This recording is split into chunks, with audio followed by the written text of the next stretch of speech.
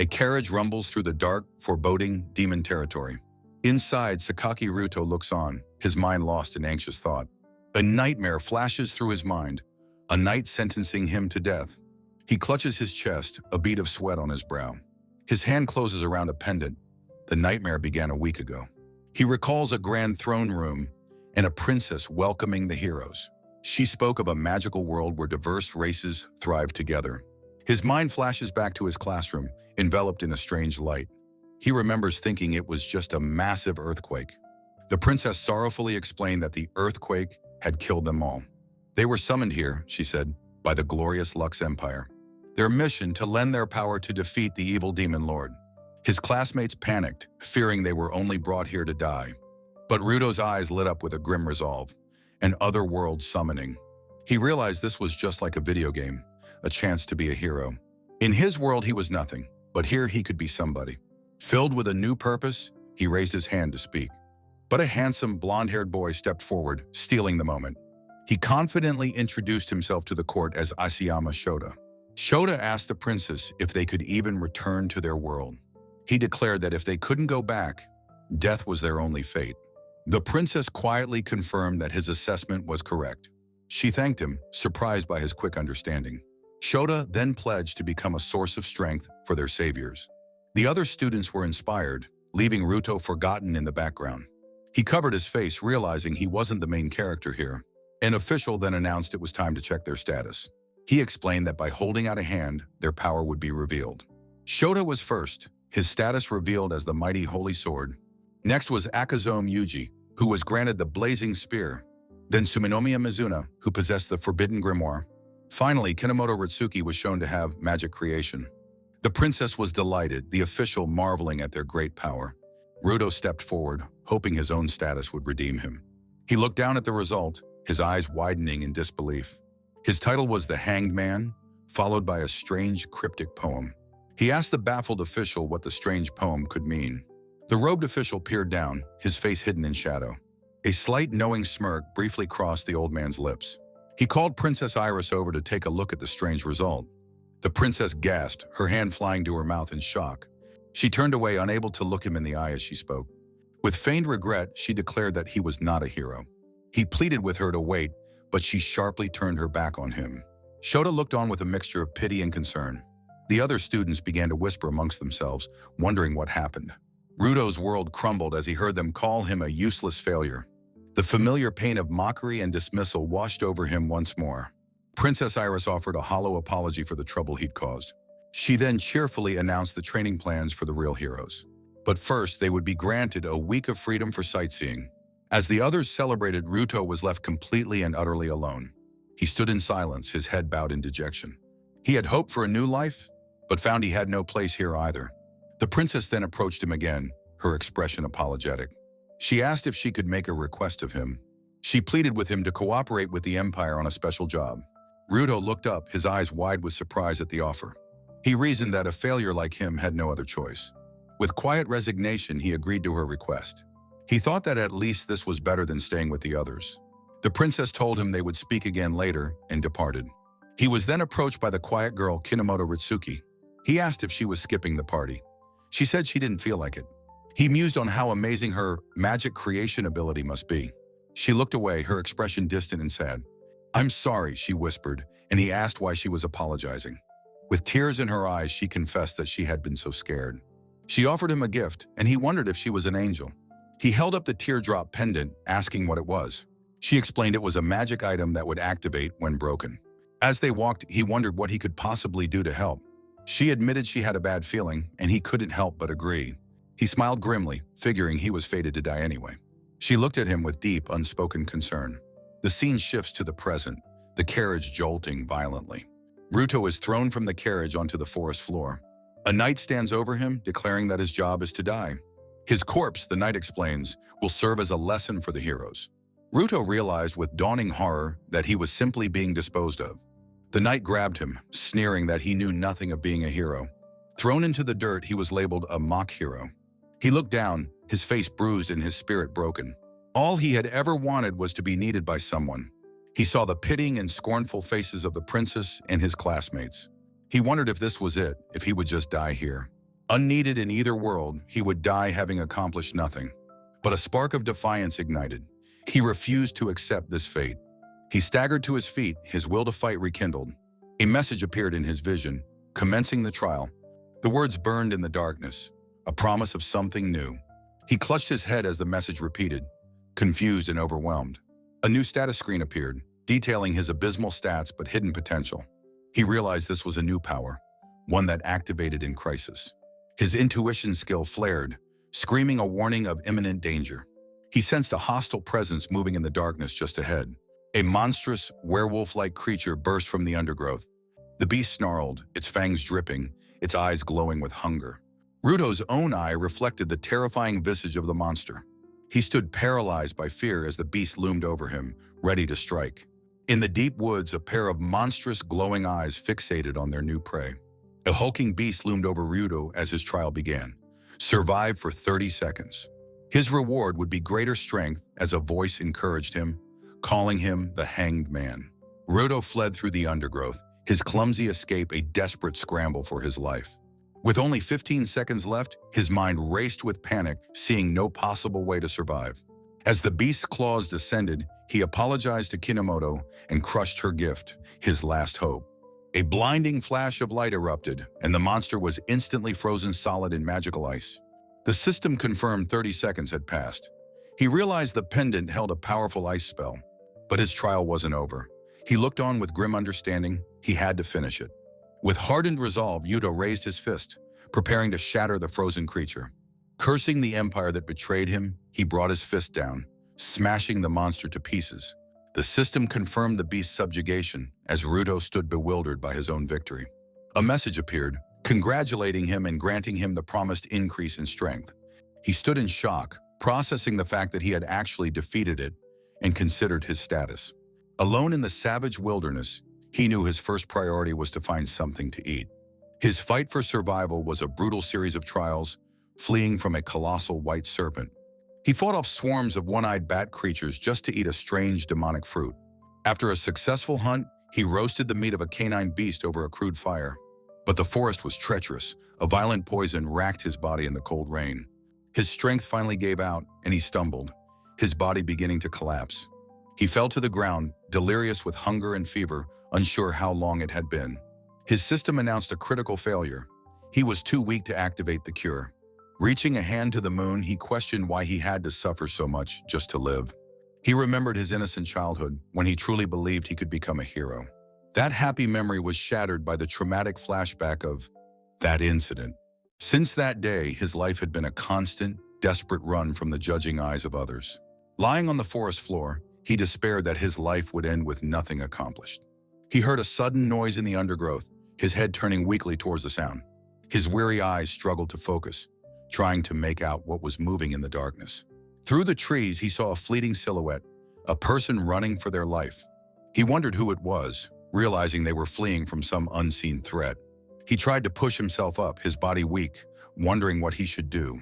He hesitated for a moment, a low groan of pain escaping his lips. But he knew he had no time to waste, pushing himself into motion. He saw a young, horned girl cornered by another monster, wishing she could use her magic.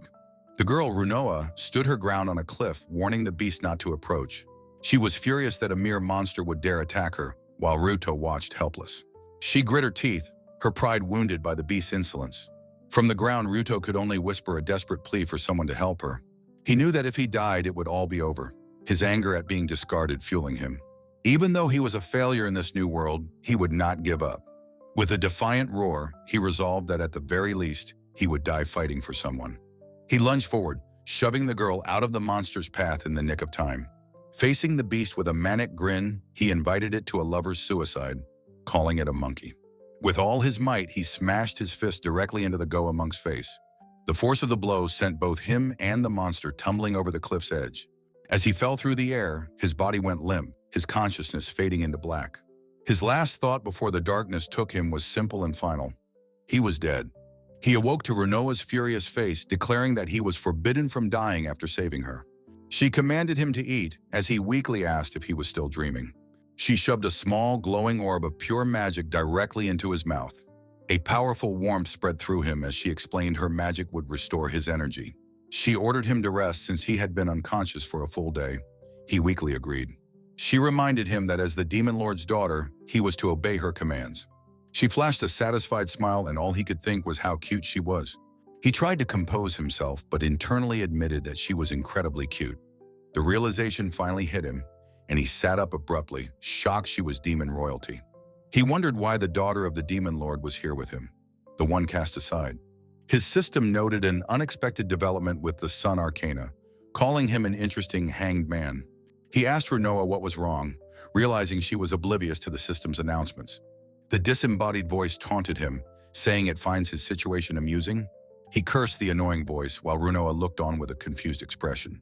She apologized, realizing she had not yet properly introduced herself to him.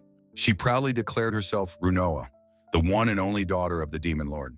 She playfully demanded his praise, leaving him flustered and wondering what was happening. She explained a confusing tale of a birthday curse, and he realized he was nearly killed. She dismissed the danger, asking for his name, her territory like a garden to her.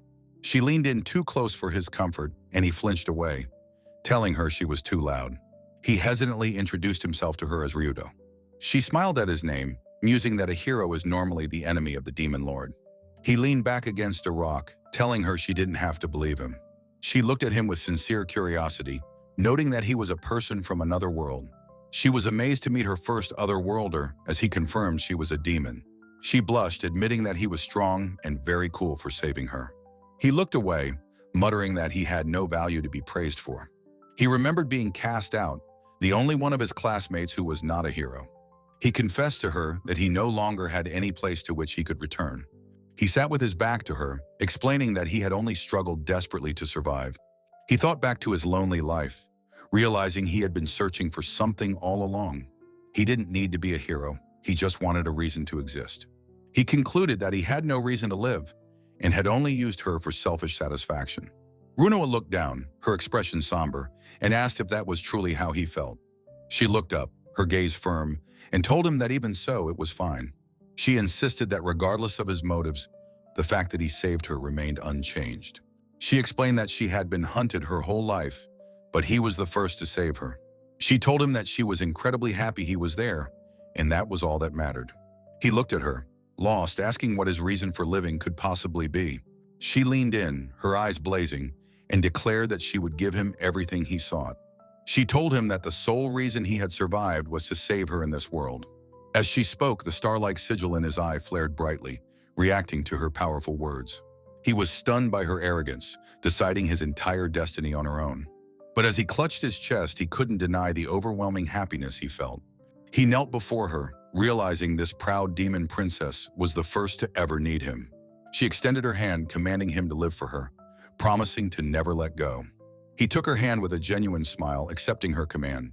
Their journey together had begun. The next chapter began with the sound of cheerful humming drifting through the trees. 2 days later, Renoa walked beside Ryudo, who asked if they were going the right way. She confidently assured him they were, pointing ahead to the distant Demon Lord's castle. A giant serpent lunged from the trees, and Ryudo immediately moved to shield Renoa. He blocked the serpent's fangs with his bare arm, the impact creating a brilliant flash. Renoa looks up at Ryudo with a brilliant smile, praising him for being her chosen butler. Ryudo reflects that after 2 days of protecting her, he is finally understanding his powers. A mental diagram shows his simple, brutal cycle: encounter, trial, and then level up. He realizes clearing trials is the key to strength, remembering the snake he defeated. Still, he muses that many mysteries remain about the nature of his status. His screen displays his current power. Level 82, the Hanged Man, with impressive agility. He feels much stronger, attributing it to the passive magical influence from Renoa. He recalls his reverse ability failing, but a voice assures him he's strong enough now. The disembodied voice playfully teases him about the kind girl who gave him his pendant. Ryudo is confused by the comment, asking what pendant the voice is referring to. The voice then quizzes him, asking if he remembers how he defeated the first Goemon. He is shocked by the question, his mind drawing a complete blank on the event. He desperately tries to recall the fight, wondering how he could have possibly won. He vaguely thinks he might have frozen it, but can't understand why he can't remember. Renoa's urgent voice cuts through his thoughts, telling him not to look at something. He sees a rising column of purple and black smoke, a night order signal flare. Runoa immediately leaps onto his back, ordering him to run so they can find Zira. She adds with a happy smile that Zira is her friend. A single finger points, a spark of light at its tip, signaling a sudden change. Beams of brilliant light erupt from the forest floor, marking their rapid departure. Clinging to him, Runoa excitedly plans to introduce him to her father and friends. As he sprints through the trees, she marvels at his incredible speed and tells him to hold on. Runoa continues to cheer him on, shouting that he is amazing and so fast. He grimly considers that if they were caught, being killed on the spot wouldn't be strange. But as he carries her, he feels that he has finally found a place to belong. Following her command to jump, he makes a breathtaking leap across a wide chasm. His eyes widen in pure shock as a new terrifying presence lands before them. Runoa looks up from his back, her own face a mask of sudden terror.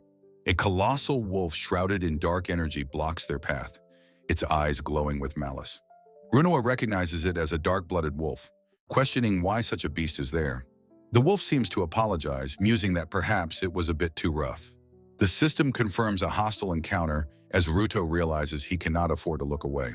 He knows with chilling certainty that if he blinks, he will be killed instantly. He tells Runoa to hide as a new trial is initiated for the hanged man. The wolf moves too fast for him to react. Runoa screams his name in terror. He yells for her to get back, but his intuition is no match for the monster's speed. He grits his teeth, his face spattered with dirt as the beast strikes. Pinned by a massive paw, he weakly tells Runoa that it's no use and she must run.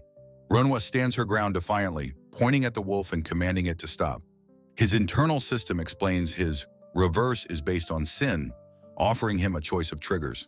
He rejects the choice, roaring that he will surpass it all, activating his power through greed. A system notification confirms the commencement of the Hanged Man's reverse. As dark energy swirls, the system explains this power awakens the arcana's hidden meaning. He is reborn as a sinister figure in a long coat and a beaked plague doctor mask. The transformed Ryuto now stands between the monstrous wolf and a terrified Runoa. The wolf, recovering its senses, launches itself forward in a furious, renewed charge. The masked figure raises a single, black-gloved hand, preparing to meet the assault. Chains of pure shadow erupt, ensnaring the beast and lifting it helplessly into the air. The system confirms his transformation and updates his objective: neutralize the death flag wolf. Runoa calls his name, asking what has happened to his power and his appearance. A close-up shows the dark, goggle-like eye of his sinister plague doctor mask. He lets out a nervous laugh, admitting that he honestly has no idea either. He tells Runoa that first they must deal with the massive creature bound in chains. He marvels internally, realizing that this new status is the true nature of his power. His screen details his reverse state, new abilities, and a strict 5-minute time limit. He notes the time limit with concern, as Runoa remarks that his state is strange.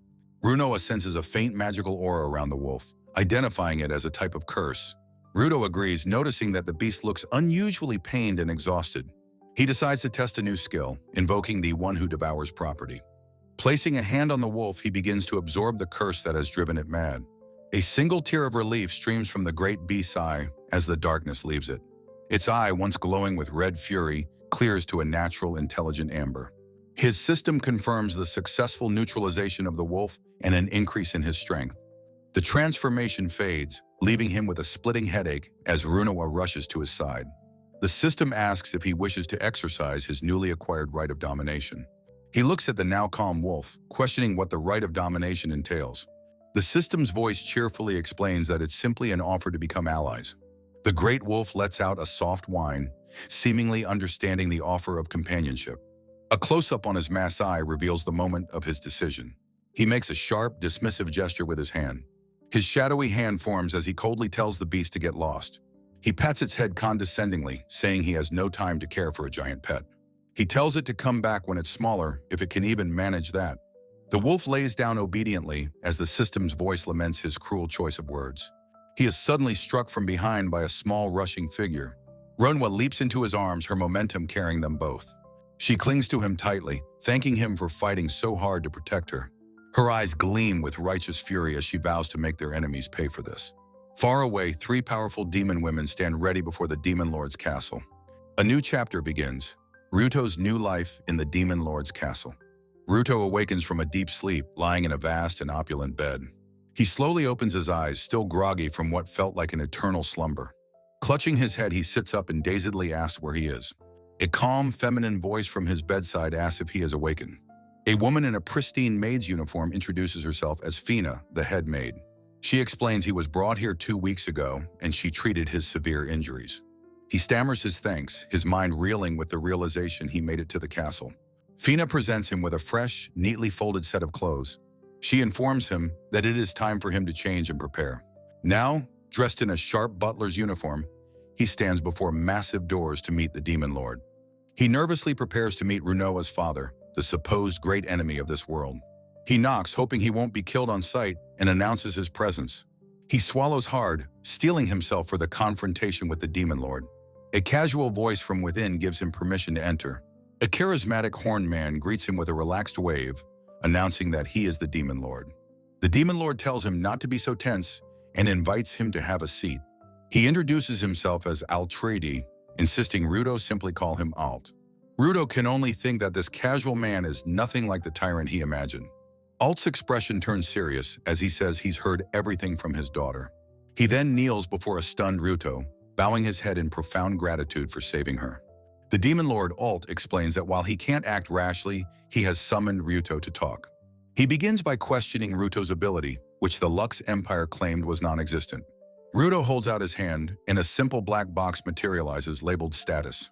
Alt leans in, confirming he sees nothing, and asks what kind of power it is. With a serious expression, Ruto reveals his ability's true name, the Hanged Man. Alt leaps from his sofa in shock, shouting the name of a legendary arcana. He demands to know who first saw this status, his voice filled with urgency. Ruto recalls it was an old man with a staff, prompting a dark realization from Alt. He reveals Ruto's power was not missing. It was deliberately hidden from view. The old man who did it, Alt explains, is a powerful figure known as the Hermit. Ruto clenches his fist, the weight of this calculated betrayal sinking in deeply. He asks for an explanation, and Alt describes the arcana as absurdly powerful abilities. The Hermit's special power, the Concealer, can hide anything, even a person's memories. Alt explains the Hermit is a neutral party, not truly loyal to the Empire. He then reveals the world's true enemy, a truth the Empire never told him. A diagram shows the Empire's propaganda, painting demons as evil to manipulate others. Ruto realizes that if demons were truly evil, Runoa would never have saved him. Princess Iris is depicted as a puppeteer, trapping the summoned heroes in a gilded cage. Ruto explodes in rage, calling the Empire's holy war a pathetic, selfish lie. Alt watches his outburst with a calm, knowing smile, gauging the boy's conviction. He tells Ruto that if he reveals his power, he could likely return to the Empire. Alt says he must respect Ruto's own will, regardless of his role as a butler. With a casual wave, the Demon Lord dismisses the entire Lux Empire as insignificant. He throws his head back and lets out a booming, unrestrained, and confident laugh.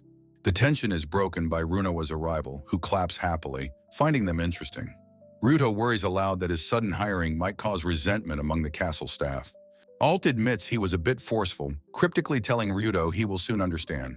He gives Ruto a final instruction. Go on ahead and do your best. Ruto is led to a grand open-air coliseum, teeming with a massive bustling crowd. He stands in the impressive arena, wondering if it's for a martial arts tournament. Across the way, he spots Runoa speaking with two powerful and imposing women. Runoa's eye catches sight of him, widening in happy recognition. Her face immediately breaks into a bright, joyful, and welcoming smile. Without a moment's hesitation, she rushes towards him, calling out his name. She anxiously asks if he's truly okay, admitting she was worried sick about him. Teasing him about getting along, she turns to introduce her two companions. The two women approach, one with serene grace, the other with stern authority. Runoa introduces the magician Nell and the knight commander Zira. Zira offers a curt, formal greeting, her sharp eyes assessing him intently. Ruto, flustered by the introductions, can only stammer a polite response. Zira steps in close, her expression scornful as she questions his new position. She scoffs at the idea of a human serving the princess, calling it a joke. Runoa quickly steps between them, reminding Zira of her promise not to judge. Zira argues that a human has no place serving in the Demon Lord's castle. Runoa, exasperated, explains that this is precisely why she arranged this event. With a determined look, she challenges Ruto to prove his worthiness to everyone. From across the arena, a massive, heavily armored knight steps forward to face him. Zira declares that he will fight one of her elite knights in a mock battle. Ruto understands he must win to be acknowledged, and calmly accepts the challenge. Runoa gives him a final, unspoken command with a confident, knowing look. He smiles, adjusting his white glove and replying that he will act as she wishes. His opponent, a bullhorn demon, scoffs at the idea of fighting him barehanded. Ruto simply states that he has no experience with weapons, so it's no issue. The match begins as the knight charges, his heavy axe swinging down. Ruto watches the attack descend upon him with a calm, unwavering gaze. He sidesteps at the last moment. The axe shatters the stone floor where he stood. In the stands, Nell worries about the attack's ferocity, but Zera calls it a threat. The knight taunts him for dodging, asking if he's already too scared to fight. Zera recognizes that the first swing was merely a feint to test his reactions.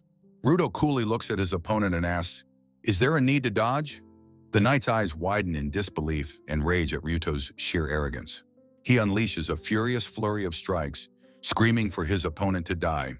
The axe smashes into a wall as Ruto once again evades the attack. With a swift, fluid motion, Ruto deflects the knight's arm, disarming him instantly.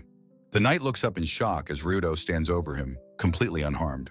A sharp chop to the back of the knee brings the massive demon down. Ruto looks on with cold, focused eyes, his victory already decided. A final precise kick sends the sprawling knight crashing to the arena floor. The defeated demon can only gasp, stunned by his opponent's overwhelming power.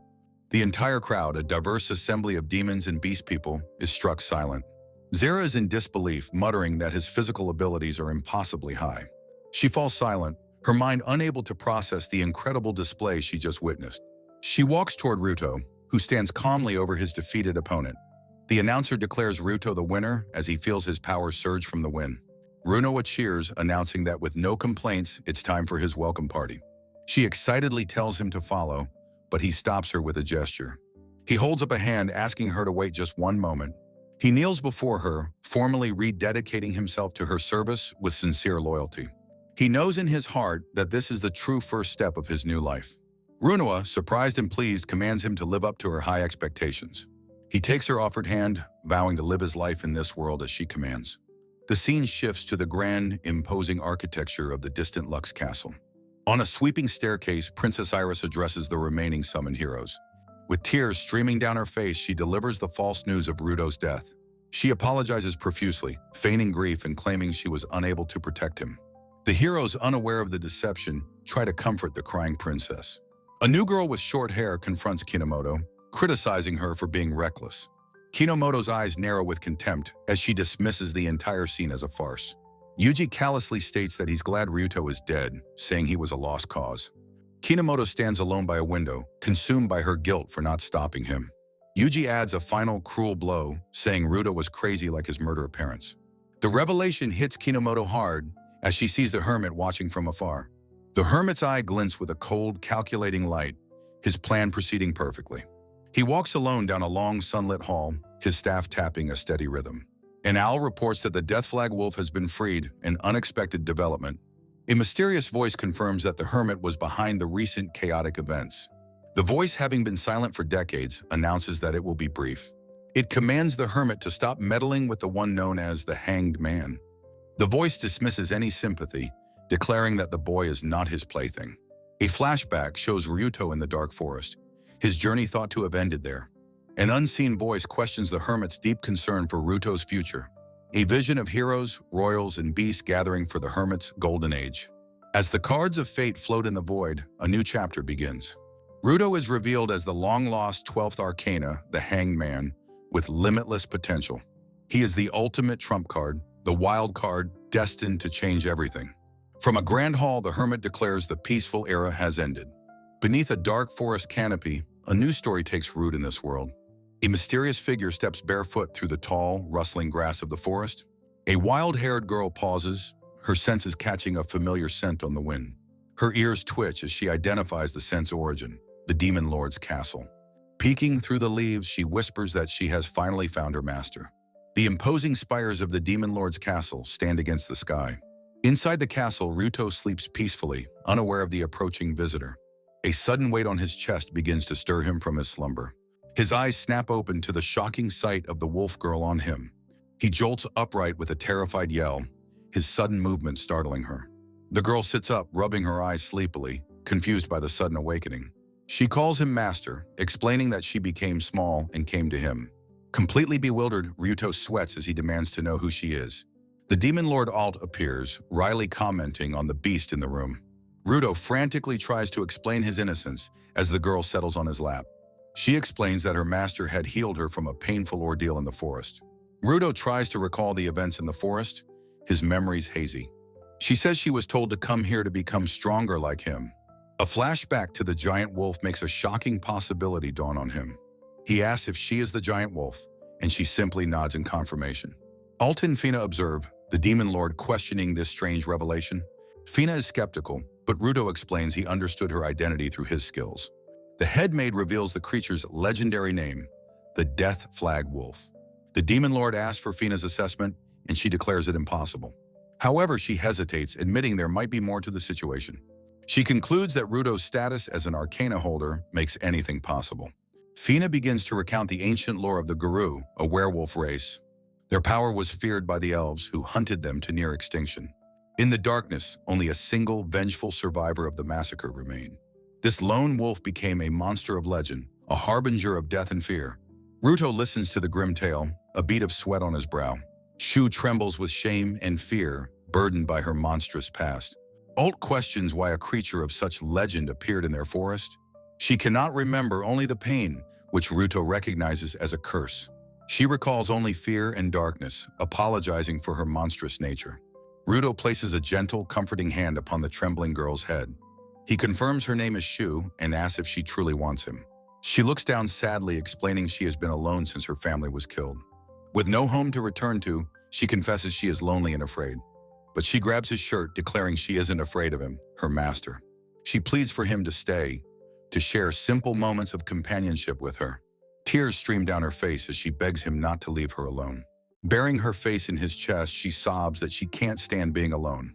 Moved by her plea, Ruto embraces her tightly, offering silent comfort. As Ruto tries to speak, the demon lord gently cuts him off.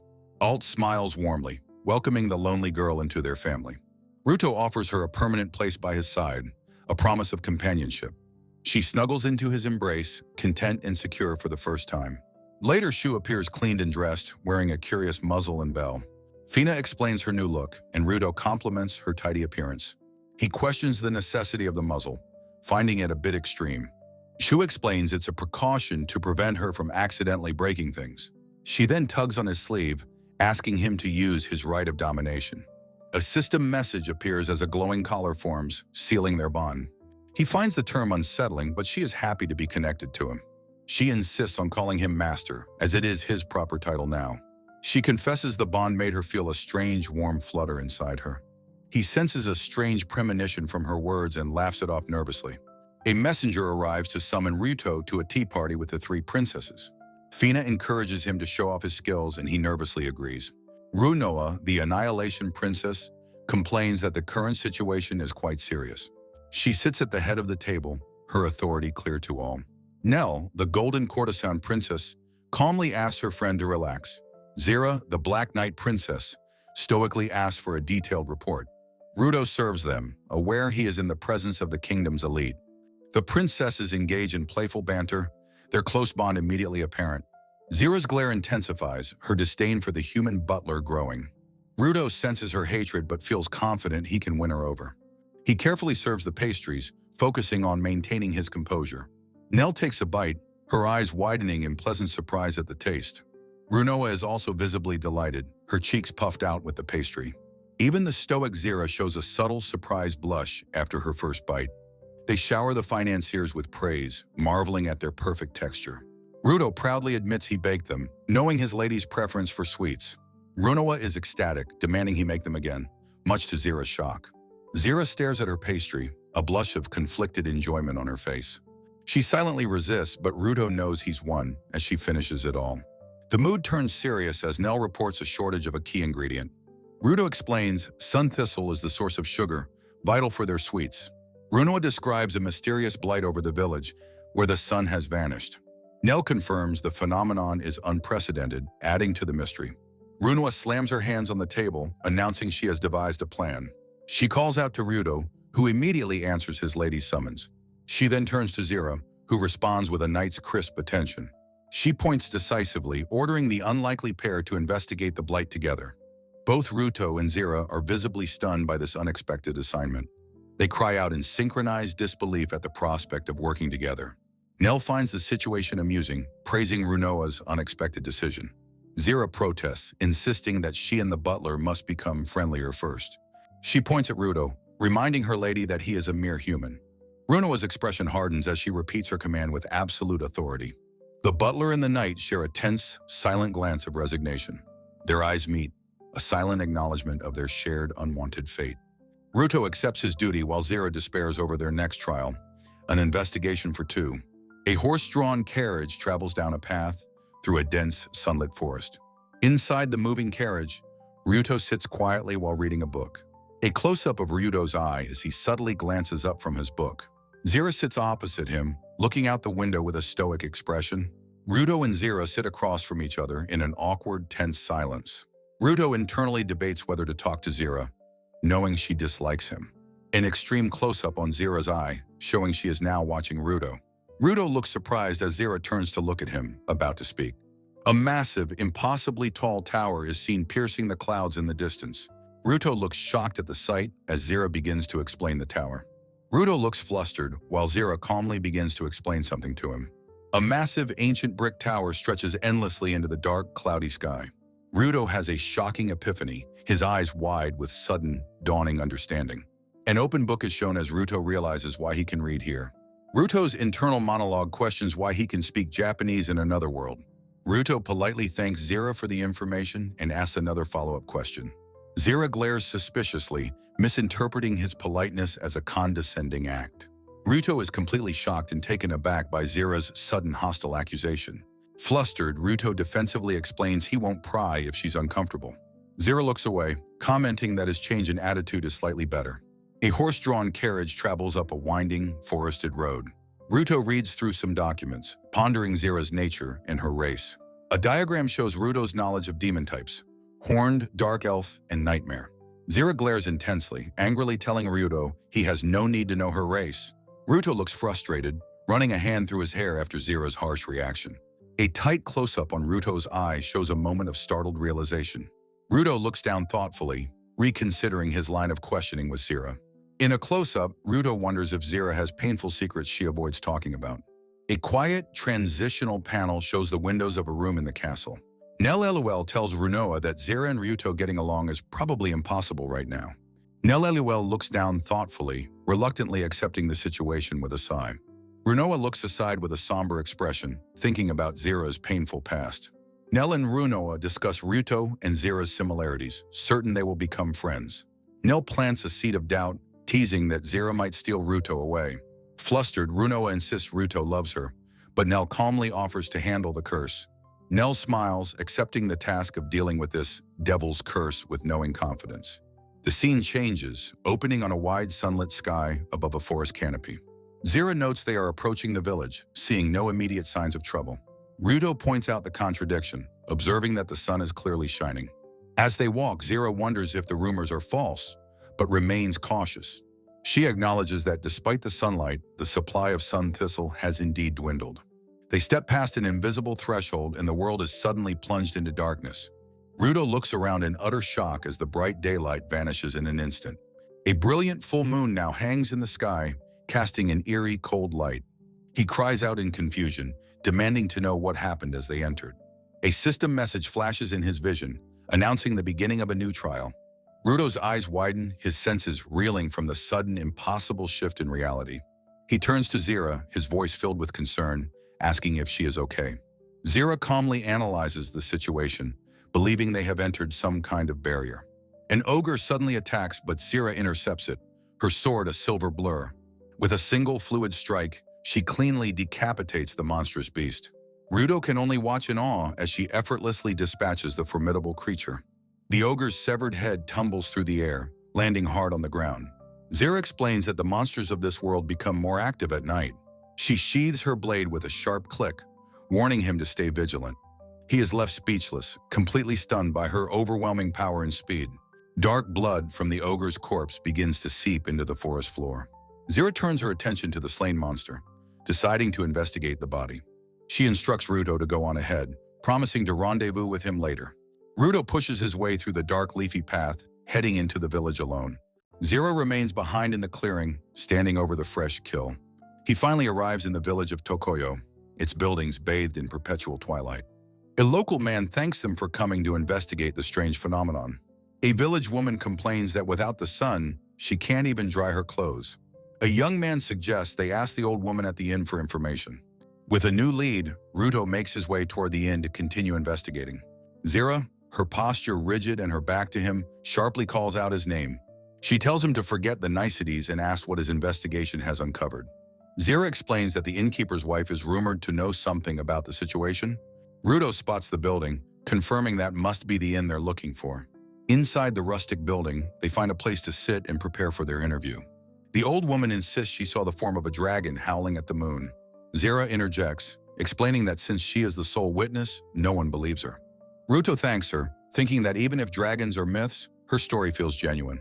As they walk upstairs, Ruto tries to discuss the astonishing story he just heard. She seems lost in thought, so he suggests they rest and continue their work tomorrow. He finds her uncharacteristic silence more unsettling than her usual abrasive honesty. He wishes her a good night as she pauses briefly before entering her own room. For a moment, Zira seems to consider something before disappearing into the darkness. Alone in his room, Ruto feels a sense of defeat over their awkward partnership. He sighs, loosening his tie, frustrated by his inability to connect with the night. The Spartan room offers little comfort as the day's events weigh on his mind. He sits on the bed, thinking he'd hoped they were starting to understand each other. He laments his social awkwardness, recalling he had no friends in his old world. As he begins to drift off, a dark and unpleasant memory starts to surface. The weight of his past pulls him down into the depths of a recurring nightmare. He relives the isolating loneliness of his high school, a place of silent judgment. In his dream, his hands tremble with the phantom weight of his family's trauma. A sudden, sharp sound shatters the quiet of his dream, escalating the horror. The word murder is scrawled across his vision, a stark, terrifying accusation. He jolts awake with a gasp, his heart pounding from the vivid nightmare. Drenched in a cold sweat, he mutters that it was the worst dream he's had. He wonders how long he slept and what has become of Zira this morning. The innkeeper's son cheerfully informs him that his companion has already gone out. He learns she went to the mountain alone, a reckless move that utterly shocks him. Without a moment's hesitation, he rushes out of the inn to follow her path. He knows Runoa would be devastated if anything were to happen to her dear friend. A cold, sharp premonition grips him. He feels that something terrible is about to occur. A sudden rustle in the undergrowth snaps him to attention, his body tensing for a fight. Startled by a sound, the young man glances over his shoulder, dismissing it as just the wind. A quiet footstep in the undergrowth caught Ruto's attention, not merely the wind. His eyes widened in confusion as he scanned the strangely disturbed forest floor. Lying in the dirt was the severed head of the ogre from the previous night. A choked cry of shock and horror escaped his lips at the gruesome sight. He stammered that this was the monster they'd just defeated, but something was wrong. He wondered why its massive body was now so strangely desiccated and shriveled. The chilling realization struck him. It was as if its blood had been drained. His sharp eyes then caught another flicker of movement in the nearby undergrowth. A bizarre, one-eyed slug monster slithered past, a strange denizen of the woods. Ignoring it, he broke into a sprint, his instincts screaming Zira's location. He was drawn forward by the faint, promising sound of running water ahead. Pushing through the final thicket, he realized he had found a river. There she was, standing naked in the water under the full moon's pale light. The moonlight revealed a horrifying tapestry of scars crisscrossing her back. He had intruded on a vulnerable moment, and she turned on him instantly. He froze, completely stunned by her pained expression and the sudden turn of events. She wasn't bathing, but suffering, her body trembling with a deep, agonizing pain. Flustered, he stammered an apology and turned to leave her in peace. But as their eyes met, he felt a sudden, terrifying shift in the air. In his reflection, her silhouette twisted into something monstrous and inhuman. With a guttural snarl, she lunged at him with impossible, predatory speed. She slammed him to the ground, her transformed face inches from his own. Her eyes, once a familiar gray, now blazed with an unholy golden light. Her canines had sharpened into vicious fangs, a telltale sign of her curse. The truth was revealed: she was a vampire, and she declared he would die. The moon and blood always drove her mad, feeding her hatred for humans. But her inner monologue revealed a heartbreaking truth about her deepest hatred. The object of her most profound loathing was not the world, but herself. He could only stare up in shock, the impossible word echoing in his mind. His mind flashed to the lore he knew, the legends of the Night Stalkers. An ancient text depicted them as a mutation, marked by fangs and golden eyes. They were a cursed race, hunted to extinction, leaving only their bloodline behind. She believed that because he now knew her secret, she had no choice but to kill him. Her vampiric eyes blazed down at Ruto. Now that he knows her true form, she must kill him. Ruto is stunned. He never meant to reveal her secret. She fears being cast out of her home. Overcome with anguish, she insists no one would ever trust her if they knew what she truly was. A younger, monstrous Zira appears in memory, declaring that humans have stolen everything from her. The memory shifts to innocence. A young Zira smiles brightly, surrounded by celebratory confetti. Her loving parents celebrate her 5th birthday with a cake and a shower of festive confetti. Her mother lovingly places a beautiful crown of white daisies upon her head, a tender memory. The world is bright and full of joy, reflected in her innocent, happy eyes. Adorned with flowers, the young Zira lets out a laugh of pure, unadulterated happiness. She lived a peaceful, happy life with her kind parents, needing nothing more than their love. The young girl skips through her village, humming a cheerful tune without a care in the world. A friendly neighbor calls out to Zira, who politely greets the woman in return. She proudly shows off the flower crown, excitedly telling the woman her parents made it for her. The woman smiles, remarking Zira will surely grow up to be a beautiful woman like her mother. As Zira turns away, something strange and unsettling begins to happen to her back. Sensing the woman's sudden change, she turns back and asks what is the matter. With a violent tearing sound, a pair of small black bat-like wings erupts from her back. Zira looks at her new wings with confusion, as the neighbor recoils in absolute shock. The neighbor's face twists in terror, her mind screaming a single horrifying word, "Monster!" The accursed blood had awakened. From that day, her entire world was changed forever. Her mother finds her at home, calling her name in shock at the sight of her transformation. Zira tearfully tells her mother that the neighbor next door had called her a monster. Her mother's eyes fill with a deep, unwavering love, tinged with profound sadness. She embraces her daughter, reassuring her that no matter her form, she is still her precious child. Zira asks if she is a bad child, still haunted by the neighbor's terrified expression. Her parents insist she has done nothing wrong, planning a picnic to restore her spirits. A harsh voice shatters their peace, demanding to know if anyone is inside the house. The unseen intruder pounds on their door, harshly demanding they hand over their daughter immediately. An official declares their daughter a vampire, a descendant of traitors who betrayed the world. Her parents exchange a silent, worried glance, a shared moment of fear for their child's fate. Her father tries to de-escalate, believing that if they just talk, the official will understand. Her mother gently reassures her that she is still the same kind and good child she always was. Her mother looks down at her one last time, her expression filled with a sad, loving farewell. In a final tender memory, Zira's mother embraces her, whispering that she loves her. The mother's face is a picture of serene, unconditional love. A young, innocent Zira stands frozen, her world about to shatter. The idyllic scene explodes into chaos as her parents are violently struck down. Her eyes wide with horror, she calls out for her mother and father. She stands alone amidst the burning village as a voice shouts, "There she is!" A hateful mob surrounds her, one man vowing to kill the monster. Another man grins cruelly, suggesting they first rip off her accursed black wings. Terrified, she whimpers a desperate no as shadowy hands reach for her. Her daisy crown is trampled into the mud amidst a final, terrified scream. The memory of a great, cruel black sword flashes through her mind. In the present, she cries, asking if she is not even allowed to live. Her question echoes in Ryuto's mind as he watches her break. His eyes widen in a moment of sudden, profound recognition.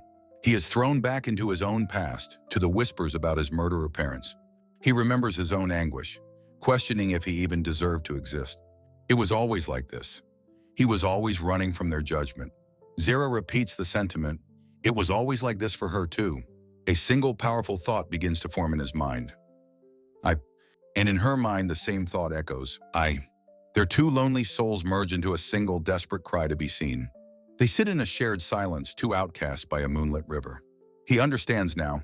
He knows that he and she are the same. A silent resolve streaks through him. And because of this shared pain, he knows he must speak. He suddenly shrugs off his jacket, the motion startling Zira from her grief. He stands over her, his jacket held out like a shield. With a gentle motion, he drapes it over her bare, scarred shoulders. He grabs her, shouting at her to stop this foolishness, calling her an idiot. Flustered, she demands to know who he thinks he is calling an idiot. He furiously calls her an idiot again, challenging her self-pity. He declares that from the very beginning, he has been watching her. His words finally break through, and her golden eyes widen in utter shock. His dark hair frames a serious expression, his luminous eyes filled with quiet resolve. Ruto grabs Zira, angrily asking what changes if she's a vampire. Zira reflects on how much she is feared for needing to kill to live. Ruto watches her, a serious and understanding expression on his determined face. He thinks that humans, who kill their own for greed, are far crazier. He confesses that his own parents killed their family for money, shocking Zira. A memory shows a young Ruto kneeling in the rain, judged by shadowy figures. He recalls being feared and hated despite having done nothing himself. He declares with fiery eyes that his parents' sins have nothing to do with him. He tells Zira that no matter her form, she is still Zira. A memory flashes of a daisy crown, a symbol of Zira's lost innocence. Zira remembers her happy family, tears welling in her eyes at the memory. Overcome with emotion, Zira finally breaks down and sobs by the riverbank. Ruto explains that he saw the same loneliness in her as in Runoa. A flashback shows Runoa hugging him, happy to have found a friend. He remembers that Alt and Fina were the ones who supported her. He also recalls seeing Nell watching over Zira with deep concern.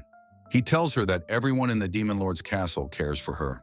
Zira tearfully questions if her life has meaning, causing trouble for those who helped her.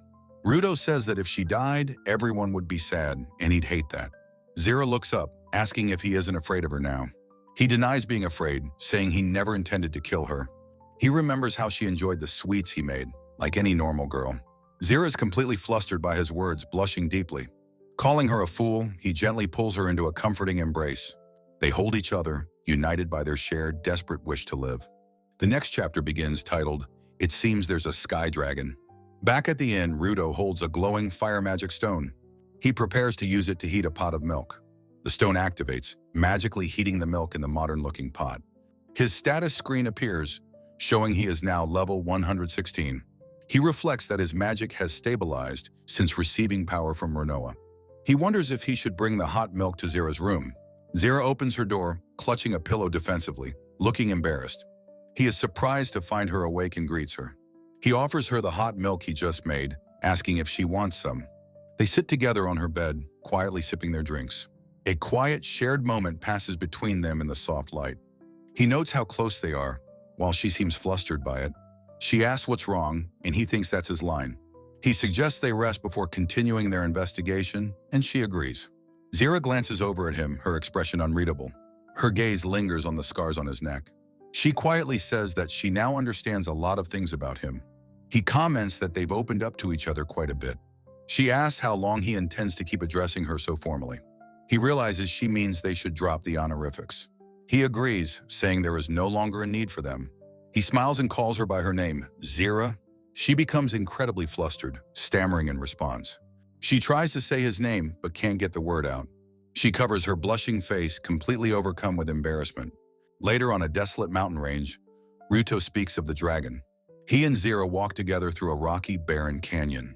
Ruto shivers, sensing a heavy, oppressive energy in the air. Zira asks if he felt it too, confirming the story of the dragon. She identifies the creature as the sky dragon Gildiagrum, an ancient being. A strange voice teases Ruto, wondering why he's with another woman. The voice complains that it helped him, but he doesn't remember. The voice says its nickname is Waldia, as Gildiagrum is too long. Ruto wonders who this voice belongs to, as it seems to know him. The voice comments on how he is a wise one, then the ground shakes. Ruto warns Zira to be on her guard, as something is close. A heavy boot steps onto the crumbling edge of a cliff. They look down to see the massive, slumbering form of the dragon. The dragon lies still, its sharp claws resting on the stone. Its third eye snaps open, glowing with a sudden, furious energy. The dragon roars to life, its immense power shaking the canyon. With a devastating swipe of its tail, it sends them both flying. They crash hard against the rocky ground, stunned by the attack. The dragon looks down at them, its expression one of pure rage. Ruto shouts that they didn't come here to fight, pleading for it to listen. The dragon dismisses his words as the prattling of a foolish adventurer. A system message appears, confirming hostile intent from the dragon. Ruto's trial is announced, pacify the sky dragon before you. The dragon's aura flares, Zira noting that the situation is a powder keg. Ruto considers using his reverse ability, but knows it is too risky. He kneels before Zira, who is ready for battle. Zira stands firm, her hand on her sword, prepared for the fight. The dragon mockingly asks if this tiny insect intends to be a nuisance. Zira states that 10 minutes will be more than enough time. Ruto asks if she thinks she can buy them that much time. His eyes narrow with intense focus as he formulates a plan. He knows that if he fails, he will die. But he also knows that even doing nothing will result in death. He stands, declaring that he will bet everything on his power.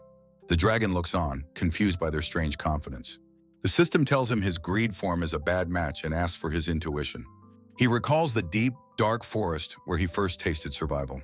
He declares he will be a mouth, not a blade, activating reverse via gluttony. He transforms, gaining dragonfly wings, and offers his hand to Zira. Zira accepts, telling him that she won't die, and he shouldn't either. He smiles, accepting her trust and their shared resolve. Zira calls out his name, her expression filled with awe. His new status screen details his gluttonous locust abilities. He takes flight, his new wings beating with incredible power. He summons a spectral skull, a manifestation of his new magic. The dragon dismisses him as a puny, incomplete, hanged man. Ruto is shocked by the dragon's knowledge of his arcana. He is thrown off balance by the force of the dragon's wings. He loses control and crashes hard into the rocky canyon wall. A powerful gust of wind sends Ruto hurtling through the air. The great dragon, Waldia, roars, declaring that his end is near. She stares down at him, her ancient eyes filled with cold contempt. Ruto crashes to the ground, but quickly pushes himself back up. With a beat of his iridescent wings, he launches back into the sky. His eyes are wide with focus, a bead of sweat on his brow. The dragon looms as a massive, intimidating silhouette against the sky. She scoffs at the pesky dragonfly king and his annoying movements. She warns him that he will soon learn the price of a dragon's wrath. Ruto grimaces. He recognizes this pattern of attack from before. He sees a rhythm in her feints, a clear timing to her assaults. A glint appears in his eyes. He has found the opening he needs. He prepares himself for the ultimate gamble, a life or death play. Another powerful gust from the dragon's wings batters Ruto mid-flight. The system's voice cheers him on, then warns that he is about to die. The dragon sneers that it's pathetic he can only run away. Ruto cheekily asks how much time his transformation has left. The dragon lazily estimates he has about 5 minutes of power remaining. Far below, a lone figure stands on a rocky outcrop, watching the battle. It is Zira, her hand resting on the hilt of her ornate black sword. Waldia senses her immense crimson magic, recognizing it as a vampire's legacy. The dragon notes that this troublesome power seems to be awakening. Ruto notices Zira's power surge, a look of alarm crossing his face. He screams at her not to interfere, knowing it would be a fatal mistake. A brutal blow from the dragon sends him crashing into the canyon wall. The dragon lands heavily, swooping down before her defeated opponent. The impact of Ruto's crash shatters the rock behind him into dust. He slumps against the wall, battered, bleeding, and out of options. Waldia declares his pathetic provocations are over and will be erased. She tells him that if she were serious, they'd be mincemeat in seconds. But a thought strikes Ruto. The dragon has been holding back her power. He realizes that every time she attacked, she eased her blow near the mountain. Her claws landed carefully, deliberately avoiding destroying the cliff face. She was protecting something hidden deep within a cave in the rocks. He knows his chance is coming, his expression hardening with resolve. The dragon prepares for a final, decisive strike against the boy. Ruto roars that this single attack is all he needs to seize victory. He unleashes a torrent of dark energy, the 3 jaws that devour. A massive explosion of light and energy rips through the mountain. Ruto's beautiful dragonfly wings begin to disintegrate as his power fades. His transformation gone, he lies motionless on the dusty ground. The dragon's massive clawed foot slams down, her body swaying with exhaustion. She gasps, realizing the brat has completely drained her of her magic. With her last ounce of strength, she declares it's over and tells him to die. Ruto lies helpless, knowing death is before him, unable to move. Yet as the fatal blow descends upon him, he feels no fear. He sees Zira, resolute and unafraid, because she had believed in him. Zira looks down at him as he apologizes for keeping her waiting. With a faint smile, he tells her it's her turn now. He's counting on her. Zira accepts, telling him to leave it to her as she raises her blade.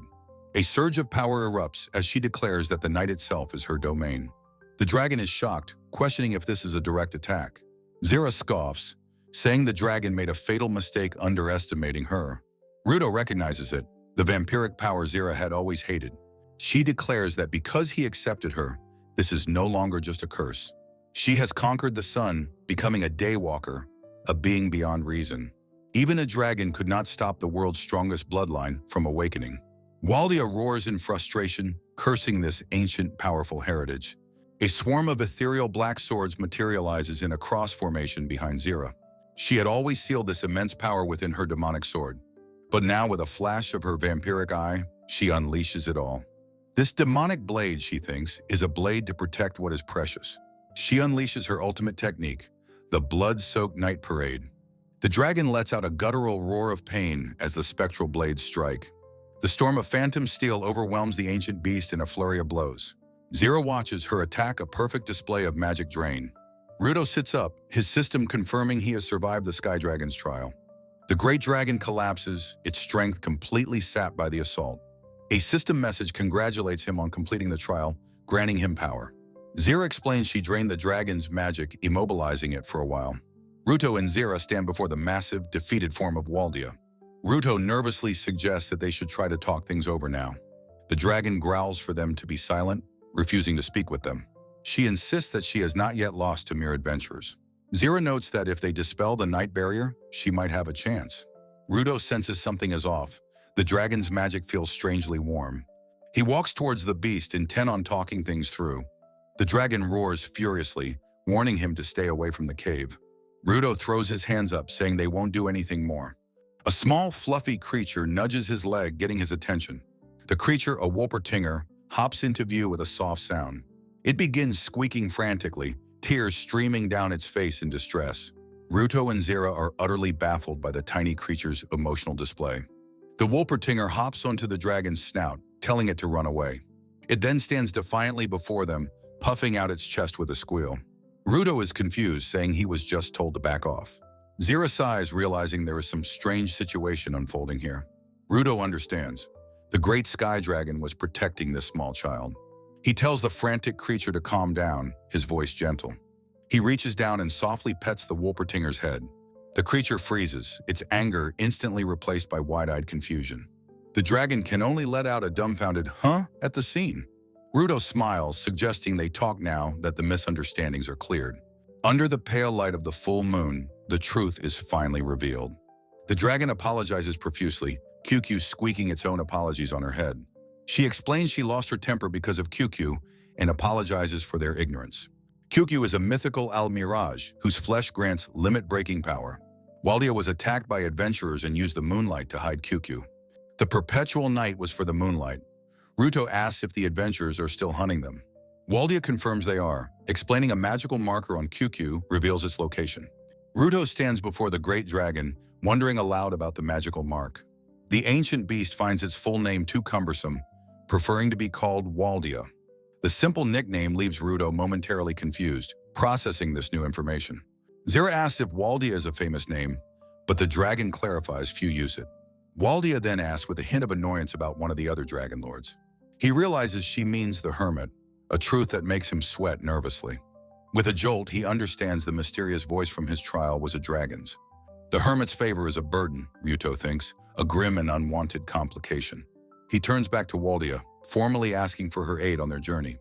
The great dragon agrees, offering to fly them back to the demon lord's castle. Soaring high above the clouds, Zira marvels at their incredible, magic-fueled speed. Ruto reflects on his own journey, slowly learning to master his incomplete powers. He asks the ancient and wise dragon to teach him more about the arcana. The secrets of this world are represented by a mystical spread of tarot cards. Waldia agrees to explain the two ways arcana appear: manifestation and inheritance. These two distinct patterns, she begins, define the nature of one's fated power. Inheritance requires specific conditions, like a 20-year slumber for the magician. Manifestation, however, is a complete lottery, a power bestowed by pure chance. Waldia reveals his hanged man was once an inherited type that failed its succession. He asks why his power is incomplete. She recalls meeting a previous hanged man. That wielder, she remembers grimly, possessed a truly unreasonable force of nature. The revelation sends a shiver of apprehension through the young, determined butler. He vows then to grow stronger, to protect Runoa and his precious new home. His resolve hardens into a single thought.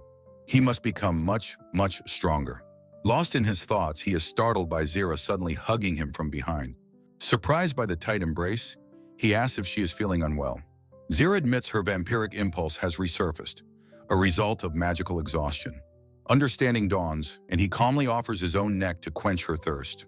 He reassures the flustered Zira, telling her that he trusts her completely now. She accepts his offer, a strange warmth spreading through Ryuto as she drinks. His eyes swirl as he feels his energy being drained a little too eagerly. In a flash of insight, he understands. This is the feeling of an inheritance. In that moment of shared blood, the power of the moon arcana awakens within Zira. Ryuto awakens in his bed to find a small masked figure staring down at him. He recoils in shock, completely bewildered by the bizarre visitor on his bed. "Who are you?" he shouts as the figure announces its return to the castle. Recognizing her voice, he realizes it is Shu, welcoming him home with a smile. Fina, the headmaid, enters, having heard of their successful return from Zira. She explains she tailored the outfit for Shu, who wanted to match her master. Ruto holds the small wolf girl, realizing the costume is also a clever disguise. He looks at her thoughtfully, knowing she must have been lonely while he was gone. He pats her head gently, telling her the new outfit looks incredibly cool. He adds that it's a shame to hide her face since she is so cute. As he muses, Fina urgently calls for him. Lady Runoa is waiting for them. Runoa rushes into the room, out of breath and immensely relieved he is awake. She fusses over him while Zira stands by, holding a comical, reflecting sign. She leans in close, demanding to know if he is truly, absolutely okay. Her gaze is intense, filled with a week's worth of pent-up worry for him. Her expression softens as she glances over at Fina and the still masked Shu. Fina tactfully excuses herself and Shu, leaving the two of them alone. In the sudden quiet of his room, an unspoken tension hangs in the air. Runoa looks up at him, her cheeks flushed as she nervously calls his name. She lowers her head, her long hair hiding her conflicted expression from his view. With a determined huff, she suddenly throws her arms wide, her face bright red. Yet in a flash of shyness, she spins around, presenting her back to him. She holds the pose, a silent, insistent demand he can't quite decipher. Utterly bewildered by her actions, Ryuto wonders what he is supposed to do. She glances back impatiently, snapping his name, and he jumps to attention. She finally confronts him, asking if he was lonely during their week apart. Her direct, vulnerable question leaves him momentarily stunned and speechless. Pressed for an answer, he admits that of course he was lonely without her. Her face brightens, and she grandly announces that she will permit him a hug. He hesitates at the offer, but she stamps her foot, declaring it an order. He considers for a moment, then resigns himself to his lady's unusual command. With his signature phrase, "as you wish," he steps forward to obey her. He pulls her into a gentle, warm embrace in the middle of the sunlit room. Nestled against his chest, she whispers a heartfelt, crucial question. "Do you like me?" He holds her close, answering not with romance, but with profound, unwavering respect. She pulls back, a blush on her cheeks, accepting his heartfelt answer for now. Flustered, she suddenly declares the reward over and dashes out of the room. Ryuto is left standing alone, dazed and flustered by the whirlwind of emotion. He clutches his head with a sigh, thinking this is all far too much for his heart. The scene shifts to the official setting of the Demon Lord's castle tea room. Runoa authoritatively declares the start of the 32nd Royal Conference. Nell swoons with delight, exclaiming how cool her dear Ruru-chan is. Even Zira smiles with pride, impressed by her lady's dignified declaration. Fina and Shu applaud politely, their expressions calm and entirely supportive. QQ lets out an excited squeak from its perch atop Waldia's head. Waldia, now in her humanoid form, remarks that a lively atmosphere is good. Ryuto confirms her identity, admitting that her current form is quite cute. The ancient dragon blushes, flustered by the unexpected and sincere compliment. Runoa cuts the chatter short, turning the meeting to the official business at hand. She turns her serious gaze upon her two investigators, Ryuto and Zira. Zira solemnly reports that their investigation proved to be a great and difficult ordeal. With the dragon's barrier lifted, sunlight has finally returned to the blighted village. Runoa notes with satisfaction that the two seem to have bonded on their mission. QQ reminds them of the main issue, the adventurers who are still hunting it. Runoa then turns the floor over to the court's powerful sorceress, Nell. Nell explains the tracking spell is too complex. The caster must be forced to remove it. Zira suggests simply killing them, but Runoa insists on a bloodless solution. Shu offers to eat them, which Nell finds to be a morbidly amusing joke. Nell suggests a potent impotence curse, but its effects are limited only to men. She teases them, playfully refusing to elaborate on the curse's specific effects. Runoa dismisses their ideas, confidently announcing that she has her own plan. Holding a book, she declares they must instill thorough, absolute fear in their foes. She points the book directly at Ruto, and he snaps to attention. She will market him to the world as a legendary figure of terrifying power. Ruto is left utterly speechless by this sudden, grand, and unexpected new mission. Elsewhere, deep within a forest, a party of adventurers moves through the undergrowth. Their celebration is cut short as a colossal white serpent lunges from the shadows. The adventurer Lloyd questions their quarry's mark, learning it remains near the Demon Lord's castle. After nights of hunting, the stoic woman feels their fatigue, but Rural grows impatient. Rural questions their mission from the Lux Empire, wondering if it's truly necessary. She spies an opportunity, suggesting they kill some demons to earn undeserved renown. She scoffs at the legendary hero slayer, confident after defeating an A-rank beast. Her thousand-league eyes can see any foe's status, making her feel utterly invincible. The younger adventurer expresses his doubt, quietly hoping her bold plan will succeed. As they cross the border, the stoic warrior warns them to remain vigilant. Their leader Lloyd smiles eagerly, anticipating their arrival in the demon territory. Suddenly, day turns into an unnatural night, stunning the adventurers under a crescent moon. Panic sets in as they question the darkness, the young maids shouting a frantic warning. From the oppressive shadows of the forest, they sense that something is coming for them. Polished boots step onto the forest floor as a voice describes a disastrous presence. The narration details his terrifying regalia, black sheep horns and a locust's mask. He has called a rebellion against the divine and a strange benevolence to mortals. Rural's face shows shocked recognition. She knows the legend of this approaching figure. She recalls a book identifying the being as the second coming of Demon Lord Werner. The masked Ryuto stands before them, offering a mockingly polite greeting for his intrusion. The adventurers ready their weapons, sensing the powerful dark magic emanating from him. Rural panics. Her all-seeing eyes find no status, rendering her unique skill useless. He offers a formal bow, beginning a polite yet unsettling introduction to the group. He introduces himself as Fugen, a servant sent to welcome them for his master. Fugen insists they can relax, as his purpose is not battle, but negotiation. The group's leader Lloyd is wary and confused by the offer to negotiate. Fugen states his simple demand: they must remove the magical mark from their quarry. Rural challenges him, demanding to know what merit there is in accepting his deal.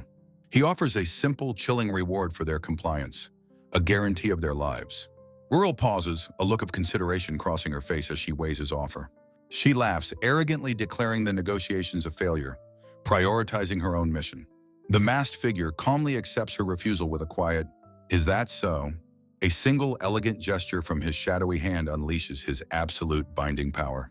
Chains of darkness erupt, ensnaring Rural as she realizes her bluff has been called. Her face contorts in terror, the arrogant adventurer now completely at his mercy. With a declaration of inviolable property, magical chains erupt, ensnaring the helpless adventurers. Ruto, in his sinister mask, offers them a chance to negotiate their fate. The rabbit-eared girl, Rural, furiously rejects his offer with a defiant scream. He sighs, muttering that he would prefer not to escalate the situation further. His apparent hesitation leaves the arrogant girl confused and questioning his resolve. Suddenly, a colossal clawed paw slams into the ground with terrifying force. The legendary death flag wolf emerges, its monstrous form looming over the captive girl. Rural stammers in pure terror, recognizing the legendary beast before her. Ruto calmly places a hand on the great beast's head, a gesture of mastery. With the monster now docile at his side, he addresses his captives once more. He issues a final chilling ultimatum. They are to remove the magical marker. Utterly defeated, the tearful girl can only manage a whimpering agreement. His mission complete, he places his hands over his heart in a formal gesture. He declares that everything he has done is in service to his master's will. The aftermath shows the defeated adventurers lying unconscious near their waiting carriage. Ruto, now unmasked, surveys the scene of his flawless, non-lethal victory. The sorceress Nell calls out to the stern knight commander, Zira. Zira stands with arms crossed, a faint blush on her cheeks, avoiding eye contact. She awkwardly compliments his performance, admitting he was rather impressive in the fight. Shu playfully complains that Zira stole her line, while Nell teases her friend's dishonesty. A small hand tugs on Ryuto's sleeve as a familiar voice calls for him. It is Shu, completely naked, proudly asking if she was helpful to her master. He warmly praises her performance, though he gently reminds her to put some clothes on. The small creature QQ nuzzles his face, reminding him of their main objective. Waldia holds QQ aloft as the magical tracking marker finally fades away completely. Ruto smiles with genuine relief, glad that their difficult mission was a success. Runoa beams with pride, declaring how truly amazing her chosen butler has become. She reflects on the legendary demon lord Werner, a figure of awe and inspiration. Waldia, holding the small creature, also notes the nostalgic resemblance to the legendary Werner. Ruto himself wonders if the resemblance between his power and Werner is mere coincidence. Nell cheerfully announces that it is time for them all to head back home. Shu complains of hunger as the party prepares to return to the castle for a feast. Runoa's own stomach growls and she shyly tugs on Ruto's sleeve in solidarity. In the quiet aftermath, Ryuto formally addresses the Demon Lord's daughter, Runoa. The Knight Commander Zira instructs the others to go on ahead, leaving the two alone. Ruto and Runoa wave as a carriage carrying their companions departs down the forest path. He turns to her, asking what is wrong, and she says there is something to discuss. With her back to him, Runoa offers her sincere gratitude for what he did for Zira. He agrees and she observes that he and the Cursed Knight are actually quite similar. Runoa confesses her own frustration, feeling powerless to have saved either of them from their pain. Ruto passionately insists she is wrong. She saved him, and Zira treasures her above all else. A gentle smile graces her lips as she thanks him for his heartfelt words. She explains Zira's kindness was always apparent to her family in the Demon Lord's castle. Ruto realizes it was because of Runoa's trust that he could see Zira's true self. Runoa puffs her chest out, pleased and a little smug at his correct conclusion. He agrees enthusiastically, declaring that Lady Runoa is truly amazing. She looks radiant, basking in the glow of his genuine admiration and praise. The mood shifts, and she asks if he is willing to listen to a secret of hers. She reveals the secret concerns the deep unspoken distortion between herself and Nell Elwell. The story shifts, taking them to the ancient and mysterious Great Forest of the Elves. There, the Demon Lord Alt stands beside the regal Duke Regaruka Elmel, Nell's older brother. Alt asks the Duke if the leader of the elves will agree to speak with him. The Demon Lord's expression is grave. He will be in serious trouble if they refuse. He seeks any information on the legendary and dangerous 5 great unexplored dungeons. Regaruka realizes Alt believes a secret within those dungeons may hold the key to a cure.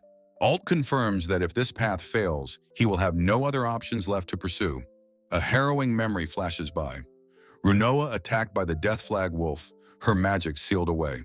Alt explains that a forbidden art sealed her arcana, and this curse must be undone. Regaruka asks if Alt truly understands the grave implications of what he is asking. Confronting the princess with such powerful black magic would be considered an act of high treason. With grim resolve, Regaruka makes a terrible vow. If it comes to that, he will kill Nell. The narrative plunges deeper into the past, to the castle grounds 10 years ago. A young Runoa dazzles a wide-eyed Nell with her prodigious magical talent. Nell recalls how her cousin could cast magic at a level unheard of for her age. She dreamed that one day she would stand with Runoa, protecting their kingdom together. But while she dreamed, her own magical power failed to awaken, casting a shadow of doubt. A finger touches a swirling vortex of energy, a soft magical sound echoing nearby. A young Nell despairs, wondering why her magic fails to advance beyond the 3rd tier. Her father gently ends her magic practice for the day, despite her quiet protests. A cheerful Runoa appears, inviting a tired Nell to dine at the Demon Lord's castle. With downcast eyes and a heavy heart, Nell quietly accepts the invitation. She felt that everyone who knew her dream had eventually given up on her. A tangled mess of thoughts solidified into one crushing belief. She had no magical talent. Runoa excitedly showed off a monster she had hunted, seeking her friend's approval. Zira and Nell cheered for her, their individual dreams merging into a shared bond. Even the distant vampire girl, Zira, quickly warmed to them and became a close friend. Their 2 separate dreams intertwined, becoming a single, shared future for the 3 of them. She declared she would protect the country with her friends, burying herself in magical studies. She believed hard work could overcome her lack of talent, but her father's sad expression betrayed his doubt. His quiet apology shattered her, his pity confirming her deepest fears of failure. She questioned why he was apologizing, realizing his words meant he had given up on her. In her despair, she wondered if anyone in the world still had any expectations of her.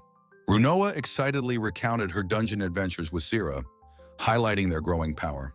Nell could only offer a hollow smile, acknowledging how incredible her two friends were becoming. As her friends ran ahead, she felt herself falling behind, desperate to catch up. Fearing she'd be left behind, she searched for a special power all her own. One day, Runoa called out to her, trying to break through her friend's isolation. Both Runoa and Zira stood before her, their presence a painful reminder of the distance between them. Having searched tirelessly to no avail, she begged for it all to stop. Runoa watched her friend with growing concern, sensing that something was deeply wrong. Nell finally broke, declaring to a shocked Runoa that she would no longer visit the castle. Her heart was filled with the suffocating belief that she was completely and utterly useless. Sometime later, Nell's mother tragically succumbed to a black magic curse, dying before a cure could be found. On her deathbed, her mother entrusted the kingdom's future to Nell and her friends. Her mother's final words of love were met with a young girl's heartbreaking cry. Her mother's dying wish became her new resolve, driving her to become stronger. Her brother Regaruka watched her with concern as she pushed herself to the brink. He found her with a forbidden book, a dark grimoire of immense power. Nell stared in shock, recognizing the tome as a book of forbidden black magic. He knew she hadn't been studying, realizing this was the very art that killed their mother. Seeing her desperation, he asked the one question that mattered. Did she want power? He accepted her silent answer, turning away as he held the cursed grimoire. With a trembling hand, Nell reached out, ready to embrace the forbidden darkness. Her fingers hovered just above the book, a final moment of hesitation before the pact was sealed. And so she accepted the book of black magic, choosing power over all else. Years later, she effortlessly vanquished a monster with a swirling vortex of dark power. Her friends could only stare, stunned by the terrifying display of her newfound abilities. Runoa and Zira praised her incredible power, amazed at her skill. She reflected on the cruel irony that her only true talent was for black magic. She studied tirelessly, learning how to weaponize negative emotions to enhance her dark arts. She learned to control monsters, to seal their minds and bend them to her will. A genuine smile graced her lips. Finally, she had the power she craved. Now she could finally fight with her friends and fulfill her promise to her mother. But a dark question lingered. How could she use the very art that killed her mother?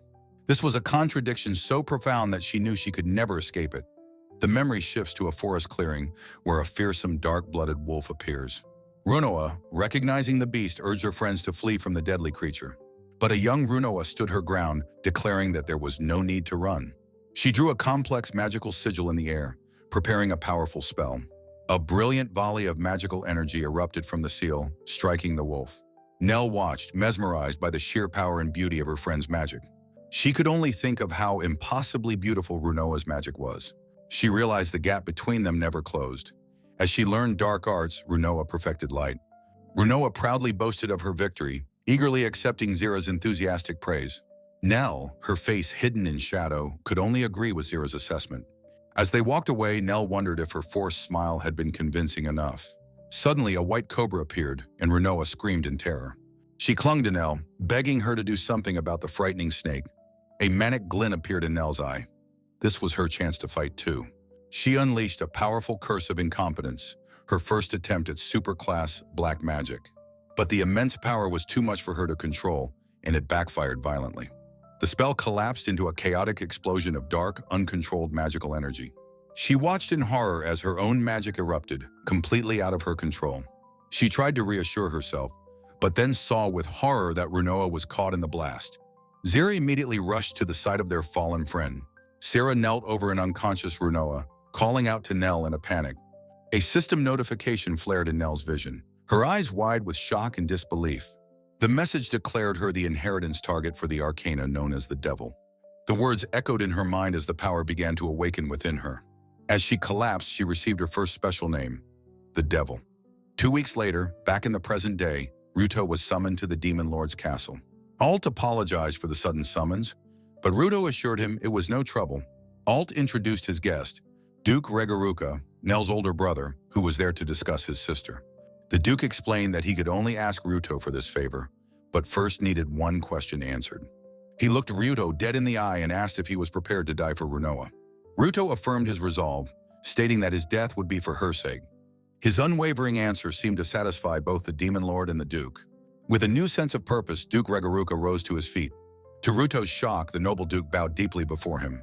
He then made a desperate plea, asking the butler to bet his very life.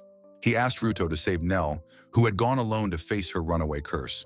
The story explained the nature of dungeons, dangerous places that spawned monsters from a central core. Alt listed the great unconquered dungeons, culminating in their destination, the Great Hole of the Sky. Nell sought a legendary panacea within, a divine medicine said to cure any affliction. Regaruka confirmed she sought the panacea to break the curse she had placed on Runoa. He explained that remnants of the curse still afflicted Runoa from that day in their childhood. The dungeon was protected by a powerful barrier that made it nearly impossible to enter. Ruto realized he was the exception. As an arcana holder, he could bypass the barrier. He understood Nell's true intention. She was on a suicide mission to break the curse. Though it might be her wish, her father desperately wanted his daughter to live. This was not just a father's wish, but a command given to him by Runoa herself. A young Runoa had once commanded him to ensure Nell would never die for her sake. Citing Runoa's command, Ruto accepted the grave and dangerous mission. He stood before the demon lord and the duke and declared he would go. Overcome with emotion, Duke Regaruka tearfully thanked the young butler for his courage. The number of arcana holders involved in this quest was now an unprecedented 4. Ruto worried about the danger, insisting that Runoa at least should not have to fight. The demon lord Alt instructed Ruto to see Zira to her room. Suddenly, a blonde elf burst in, announcing her grand arrival. She introduced herself as Red Karis Imra, an ally known as the Chariot. In the hall, she invited the surprise servant to join her dungeon quest. She then pounded on Zira's door, shouting that she was here to taunt her. Zira opened the door, caught mid-change, apologizing for the delay. The sight of the Knight Commander in her underwear left Ruto and Red Karis stunned. Zira's face was a swirl of pure, mortified panic and embarrassment. She slammed the door shut, apologizing and telling the idiot Ruto not to look. Red Karis laughed heartily, challenging Zira to fight and telling her to be quiet. A few minutes later, the mood in Zira's room turned serious. Zira confessed she sees Nell as a sister and would do anything to help. She confirmed they would travel to the Great Hole on Red Karis's griffins. Red Karis agreed, but her true interest was Zira and the mysterious black-robed mage. Ruto was startled, realizing he was the mage she was referring to. Red Karis recalled rumors of a powerful figure defeating S-rank adventurers. From Ruto, she could sense an overwhelming and intoxicating aura of strength. Zira warned her that provoking the mage would lead to trouble. A flash of protective intensity ignited in Zira's eye. Red Karis found it odd that Zira was so attached to the frail servant. Zira's gaze hardened, questioning the elf's dismissive comment. She stepped between them, commanding Red Karis to retract her unpleasant words. Zira blushed, caught off guard by her own possessive feelings. She vehemently denied falling for him, as Alt watched with amusement. Red Karis slung an arm over Ruto, offering to poach him for her kingdom. Zira drew her sword, blocking the elf and calling her poaching attempt a joke. Ruto sweated nervously, sensing a very anxious future ahead of him. At the castle gates, the trio prepared to depart on their grim mission. Before leaving, Ruto took a moment to ponder Nell's true motivations. He saw her guilt as a self-sacrifice, much like his own past despair. He recalled how Runoa's kindness had saved him when he was lost. Runoa appeared, her presence showing she knew he was about to leave. She stood before him, her expression filled with a deep and somber worry. She admitted she had much to say, but hated sending them into danger. She confessed that asking them to save Nell was a selfish wish. Ruto gently took her hand, assuring her that fulfilling her wish was his duty. He explained it was the most important reason for his entire life here. Her worry transformed into a fierce command. Bring that idiot girl back. Ruto smiled confidently, accepting the order with his signature phrase. They took to the skies with Zira pressed close behind Ruto on the griffin. Red Karis boasted that their griffins were far faster than any flying dragon. Ruto felt Zira's closeness, noticing she was pressed against his back. He awkwardly apologized, afraid she was too close and might fall. Red Karis yelled at him to stop apologizing and look at Zira's face. Zira was blushing deeply, completely embarrassed by the intimate proximity. Ruto looked ahead, his eyes catching a strange shadow on the horizon. Their two griffins soared towards a massive, perfect black sphere in the sky.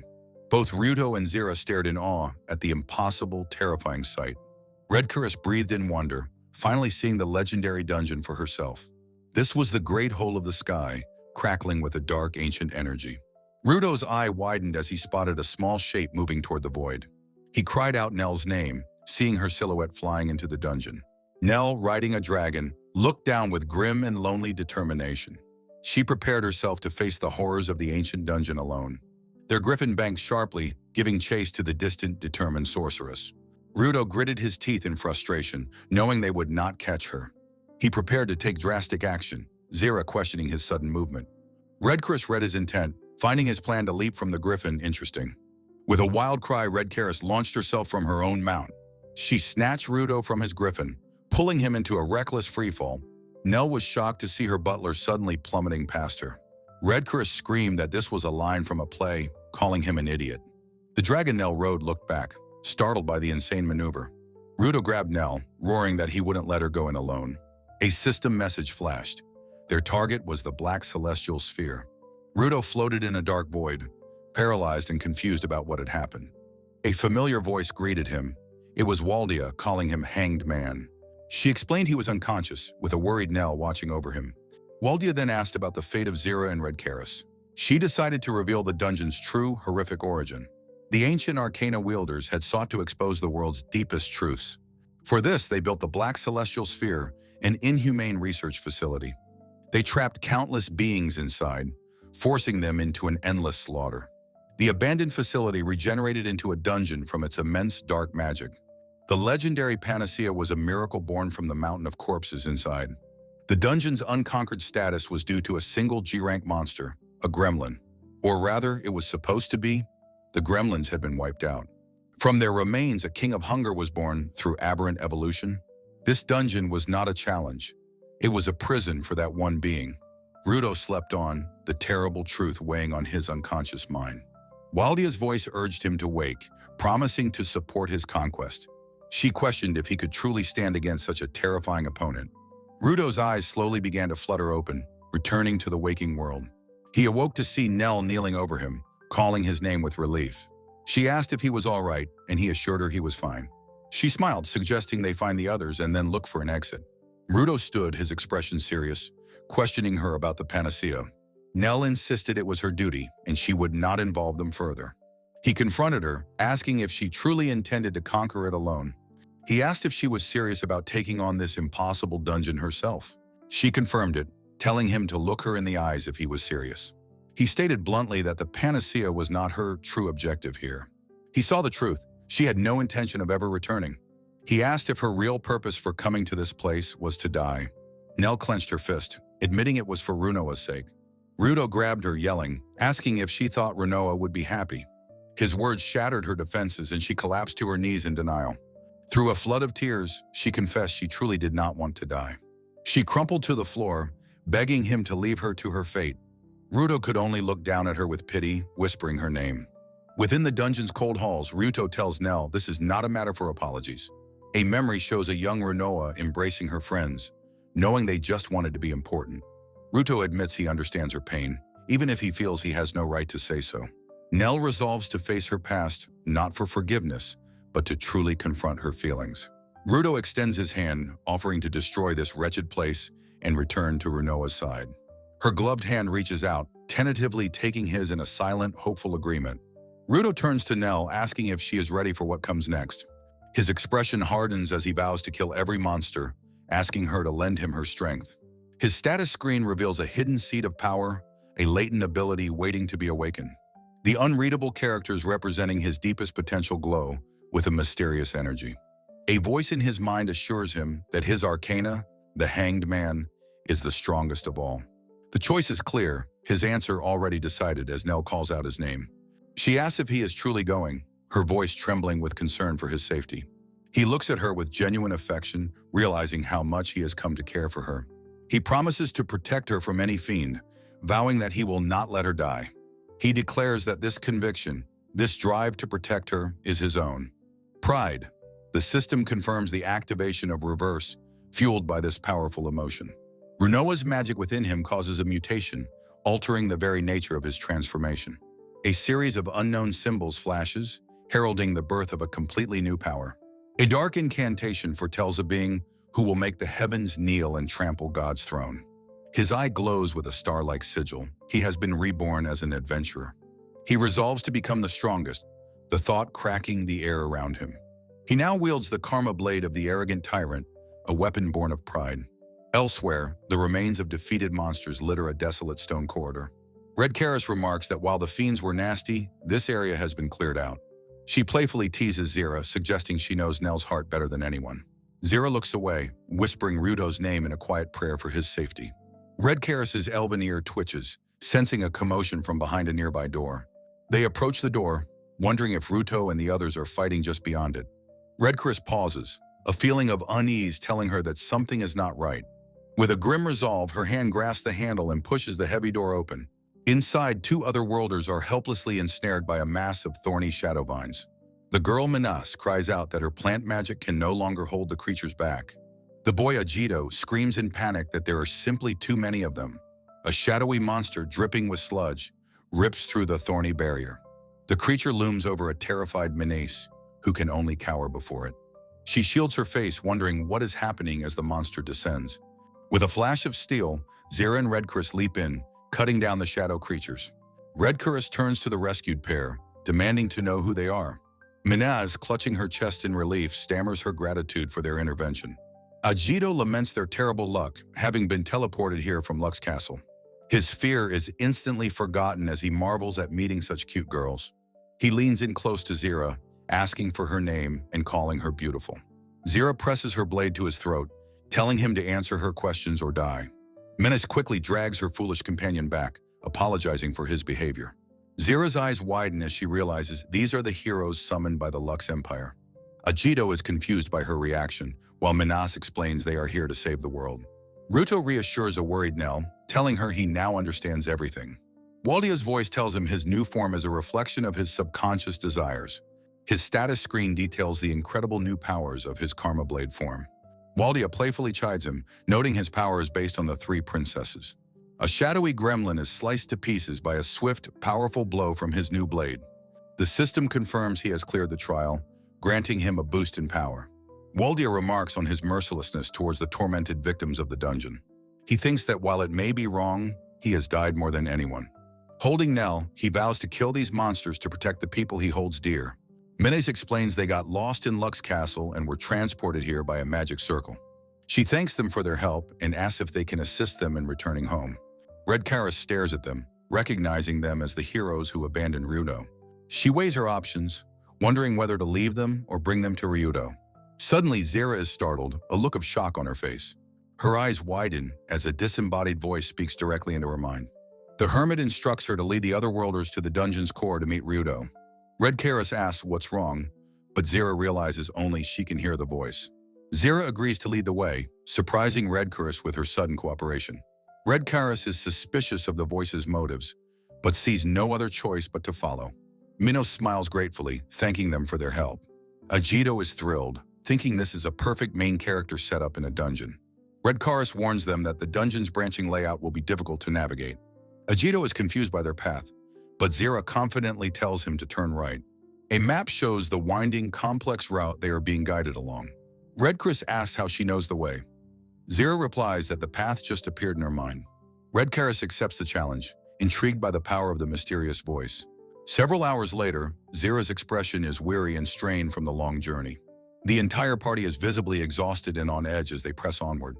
They arrive at a massive door, which Ajito notes looks like a boss room. Zira agrees with Red Karis that the atmosphere here is deeply unsettling. Ajito explodes in frustration, demanding to know why they took such a long, safe route. Zira ignores him, stepping into black sludge as she prepares to face the boss. Ajito's eyes widen in terror as the floor beneath him begins to move. Shadowy, one-eyed sludge monsters erupt from the ground, their tendrils grabbing at him. Zira shouts at the idiotic boy to run away immediately. He stumbles and falls as the oozing creatures close in around him. With a furious battle cry, Zira leaps forward, her sword slashing through a monster. The creature instantly reforms, and more ooze from the floor to join the attack. Zira stares in disbelief, realizing her powerful slash had no effect whatsoever. Red Karis clenches her fist, focusing her immense strength for a physical assault. Her punch connects, causing a monster to explode in a shower of black liquid. But the sludge simply drips to the floor and begins to reform. The creatures pull themselves together, their single eyes staring blankly. Red Karis notes with distaste that physical attacks only increase their numbers. The party is surrounded by the regenerating horde, with no effective way to fight back. Ajito and Minas cry out for help, their faces pale with terror. Red Chorus bares her teeth in a feral grin, deciding to fight until her attacks stick. Zira grits her teeth, knowing that she absolutely cannot afford to die here. Red Chorus raises her hand, preparing to unleash a powerful magic sealing curse. A whirlwind of motion cuts through the darkness as Ruto descends, carrying Nell. Zira looks up, a faint, relieved smile gracing her lips as she tells him he's late. Ajito and Minas can only stare in stunned awe at their mysterious savior. Ruto bows formally, introducing himself to the bewildered heroes as Fugen. Minase watches Ajito, thinking him a complete and utter pushover. Ajito, meanwhile, is left utterly speechless by their sudden, dramatic rescue. Minas gratefully thanks the masked Fugen, with Ajito meekly echoing her sentiments. She marvels at Fugen's power, believing he may be the strongest person in this world. Fugen, his voice distorted, asks if they are the otherworlders summoned by Lux.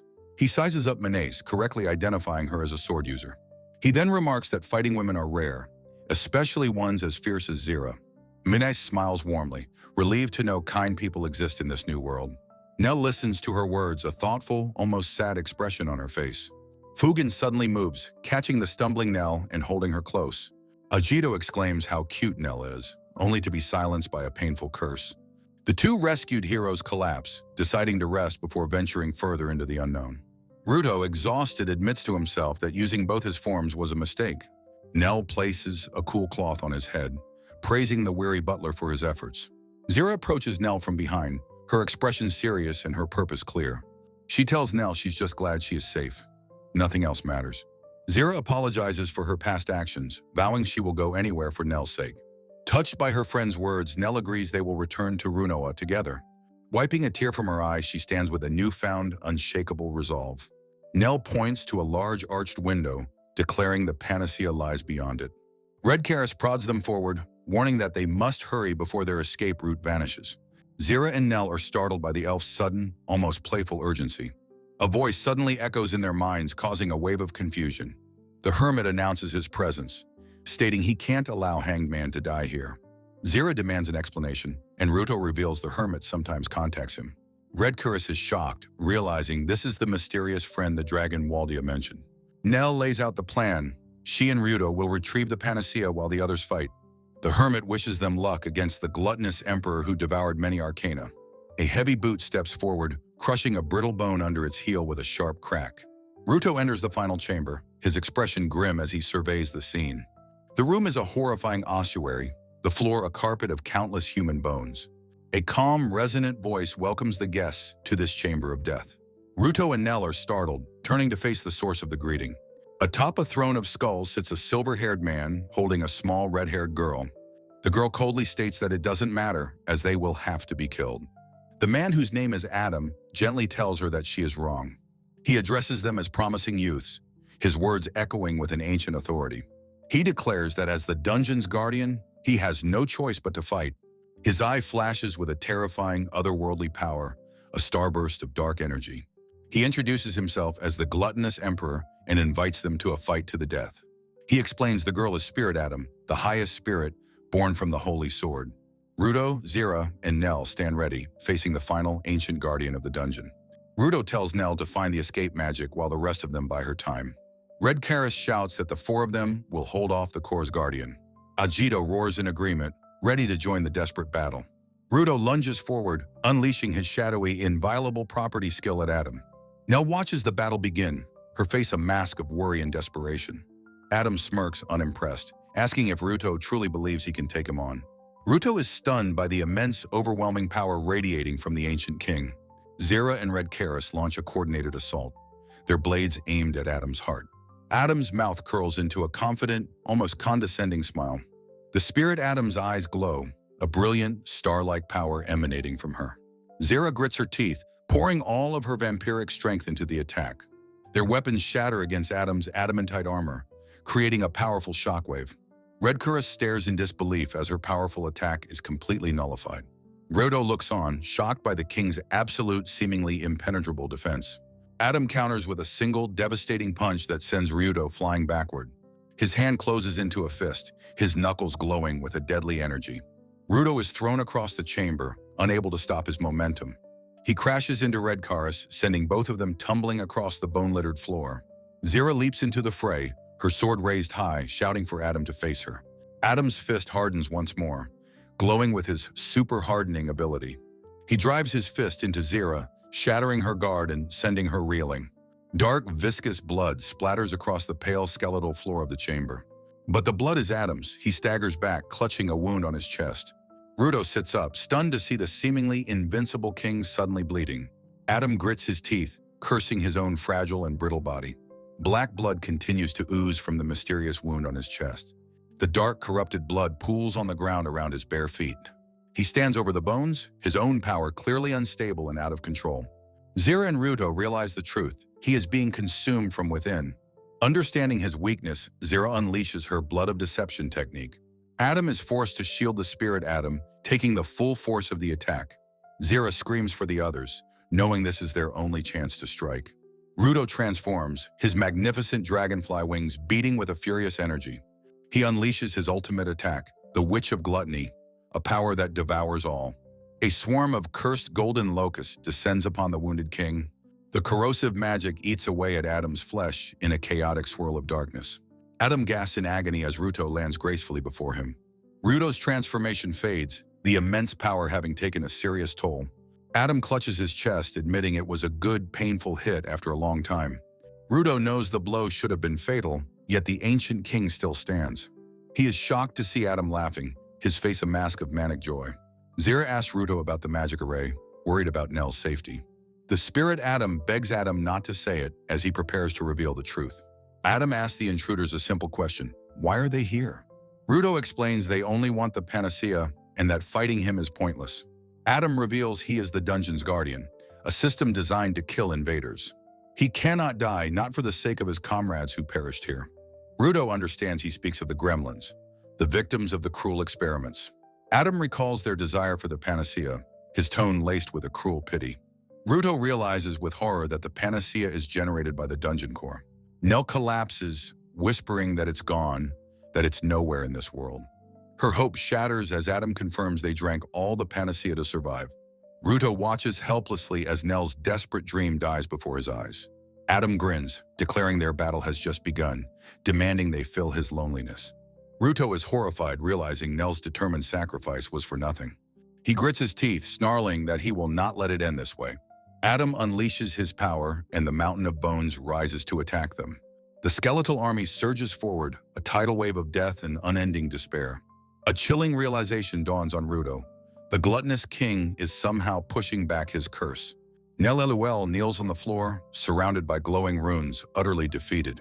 With hope lost, she believes she has cursed her friend and will remain afflicted forever. Adam rises over a field of bones, declaring he will not let them escape this fate.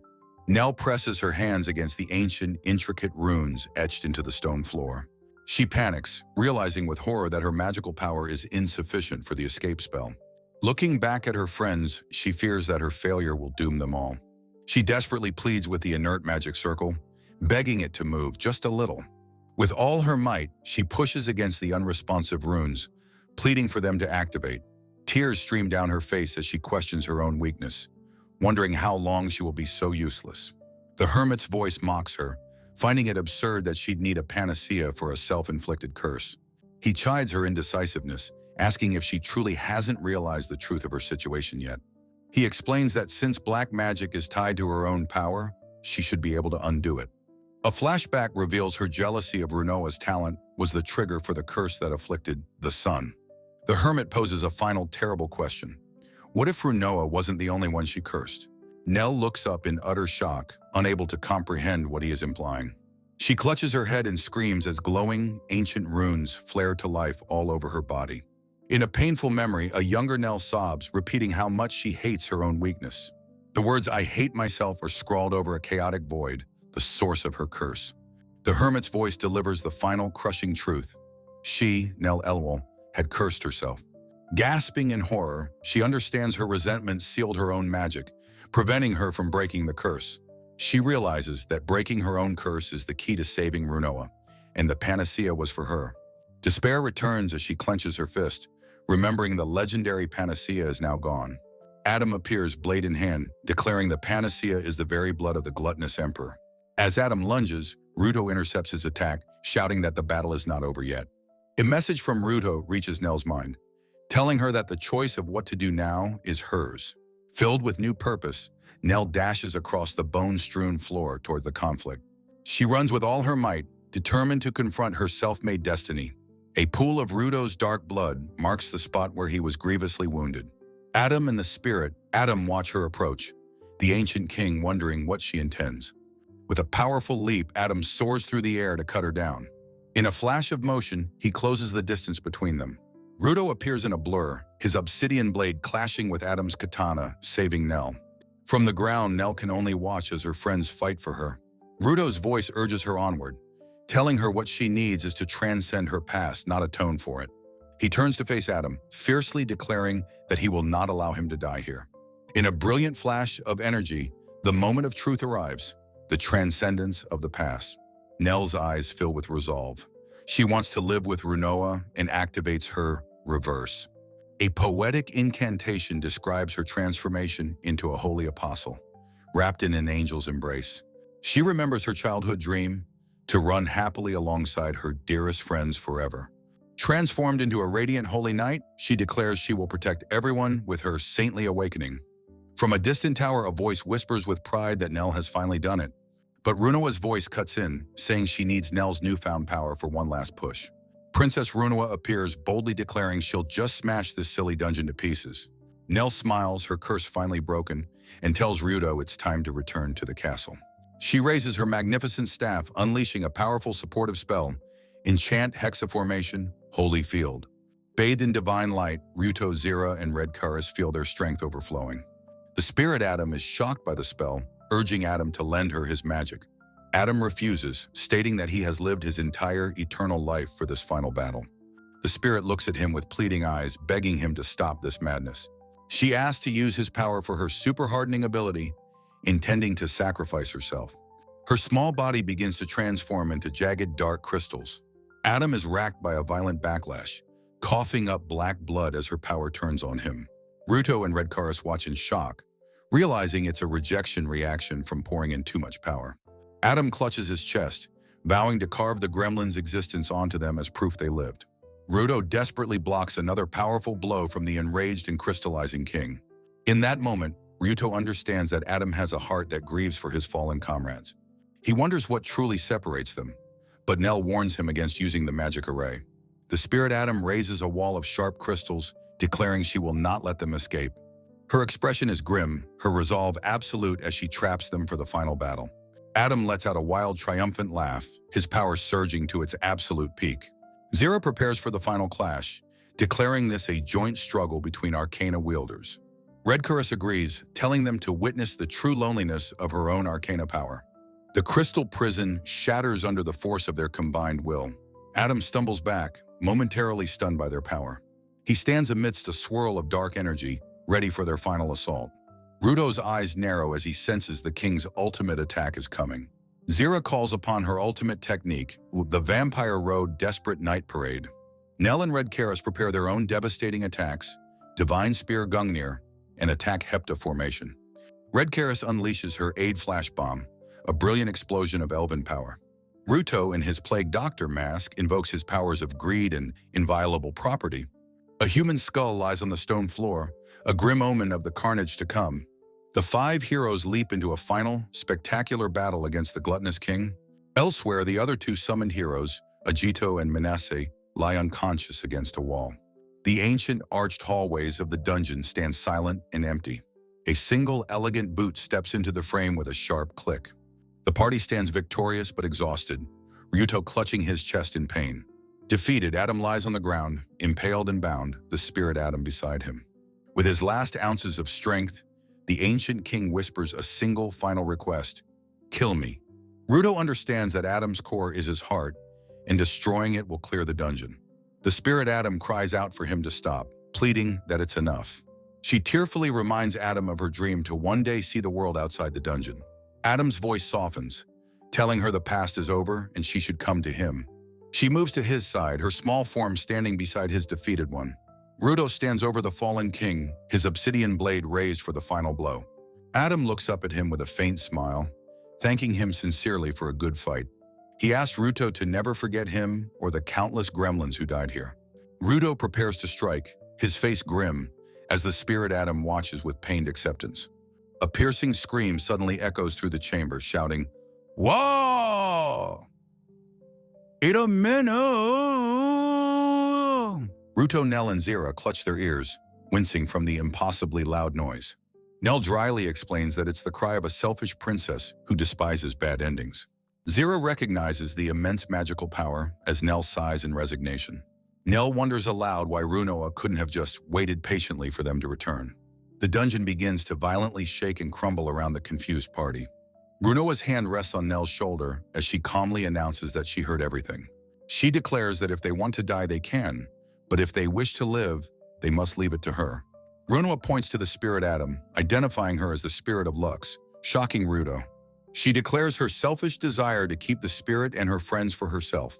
The spirit of Lux coolly replies that if Runoa likes her, she should lend her a hand. For the first time, the ever-confident Princess Runoa is left completely speechless. Runoa declares with authority that she will be the one to release the gluttonous king. The spirit Adam stands over the defeated king, repeating Runoa's promise of freedom. Adam dismisses the idea as impossible, certain he will turn to ash if he leaves. The spirit Adam, shaking with frustration, tells Adam to finally be quiet. Adam looks up, surprised by her outburst, and simply acknowledges her command. Runoa calmly tells everyone to listen closely as she is about to explain everything. Magic swirls at her fingertips as she describes the dungeon's cycle of destruction and regeneration.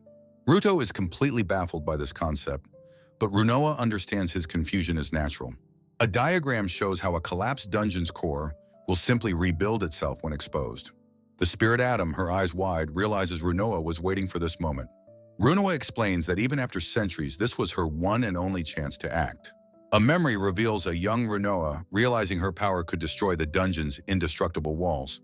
Runoa stands with her allies, admitting her magic alone is not enough to succeed.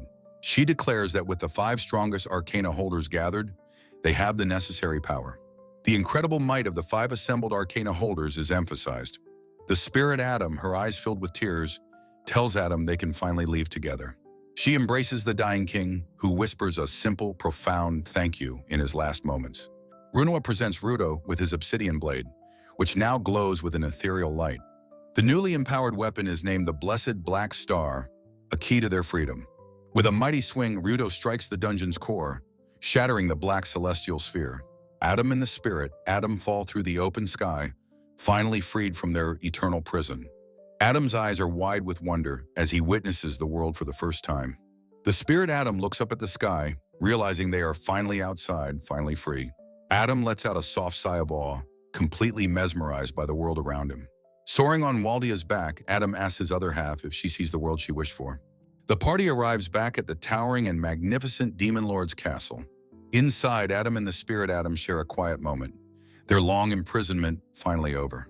Runoa appears, asking why they are spacing out and telling them it's time to celebrate. Adam protests, stating he has no place here after they just tried to kill each other. Runoa dismisses his concerns, declaring that if he is in her castle, he will eat. She commands them to eat, and the spirit Adam notes the delicious smell of the food. An observer remarks that Lady Runoa is always this commanding and full of energy. Ruto, carrying cupcakes, confirms she was the same when he first arrived at the castle. The observer wryly notes that she must be quite a handful to deal with. Ruto smiles, saying that it is only because of her that he is who he is today. He presents a cupcake to the spirit Adam, telling her he made it and hopes she enjoys it. Adam and the spirit Adam are both delighted, declaring the cakes to be delicious. Ruto admits he never cooked before coming here, but has found it to be enjoyable. Adam confesses he never once dreamed of what he would do after leaving his cage. He decides that finding a new life here alongside them might not be so bad after all. The Demon Lord's castle stands majestically under a glittering, starry night sky. Ruto stands alone on a balcony, reflecting on the whirlwind of events since his arrival. A montage of his journey flashes through his mind as he wonders what he has become.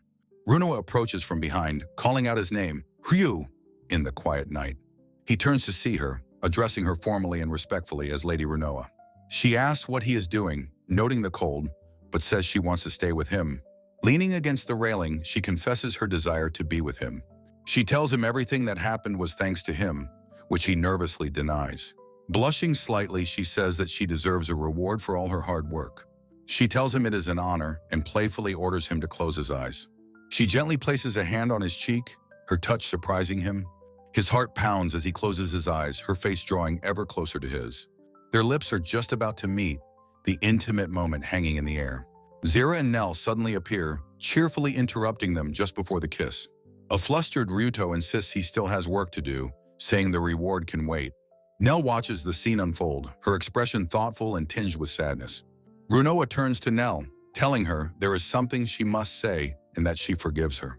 Nell is utterly stunned by her words, not understanding what she means. Runoa explains that when her own power was cursed, she finally understood Nell's helplessness. A memory shows a young, powerless Nell watching a confident Runoa from behind. Runoa apologizes, confessing she always wanted to protect Nell and fight alongside her. Nell, overwhelmed with emotion, insists Runoa is not the one to blame. Zira steps between them, holding up her hands and telling them that is enough. She declares the matter settled, as they have both acknowledged their feelings. Runoa and Nell take each other's hands, affirming their bond as precious sisters. Runoa suggests they all go inside for warm tea prepared by Ruto. The three women reflect on how much has changed since the mysterious butler arrived. Nell blushes, recalling the close bond she and Ryuto forged in the dungeon. She muses that Zira's way of addressing him seems a bit too familiar. Zira playfully teases her back, asking if she is claiming Ryuto for herself now. In his office, the Demon Lord Alt explains the curse was a complex plot involving Nell. He reveals the traitor behind it all was Rent Elmo, Nell's own brother. Regaruka laments that his son, Rent, spoke of granting infinite prosperity to their followers. Alt smirks grimly, recognizing the work of the troublesome Babel heresy cult. In Lux Castle, a mysterious girl named Hisa apologizes for summoning Kinomoto Ritsuki. Hisa asks Ritsuki if something is wrong, noting she has seemed down lately. She reveals she knows about Ruto, recalling his appearance from the summoning. Hisa asks what Ritsuki would do if she told her that Sakachi was still alive. Ritsuki's eyes widen with shock and hope, demanding Hisa tell her everything. The hermit stands in snowy ruins, musing that the dungeon's conquest was better than imagined. He declares that a grand festival is about to begin, a clash of heroes and arcana. 1 year later, Runoa excitedly tells Ruto she will teach him a new game. Ruto, serving dinner, reminds her he is working, but she insists he has time. Zira suggests the King's Game, but Runoa dislikes the name and wants to change it. Nell playfully teases Ruto, calling him Ryukun and telling him to be gentle with Runoa. Runoa points at Ruto, issuing a direct order for him to participate in her game. A flustered Ruto holds a card identifying his place in the inviolable Demon Lord's castle. The story concludes with the strongest butler serving the three princesses who threaten the world.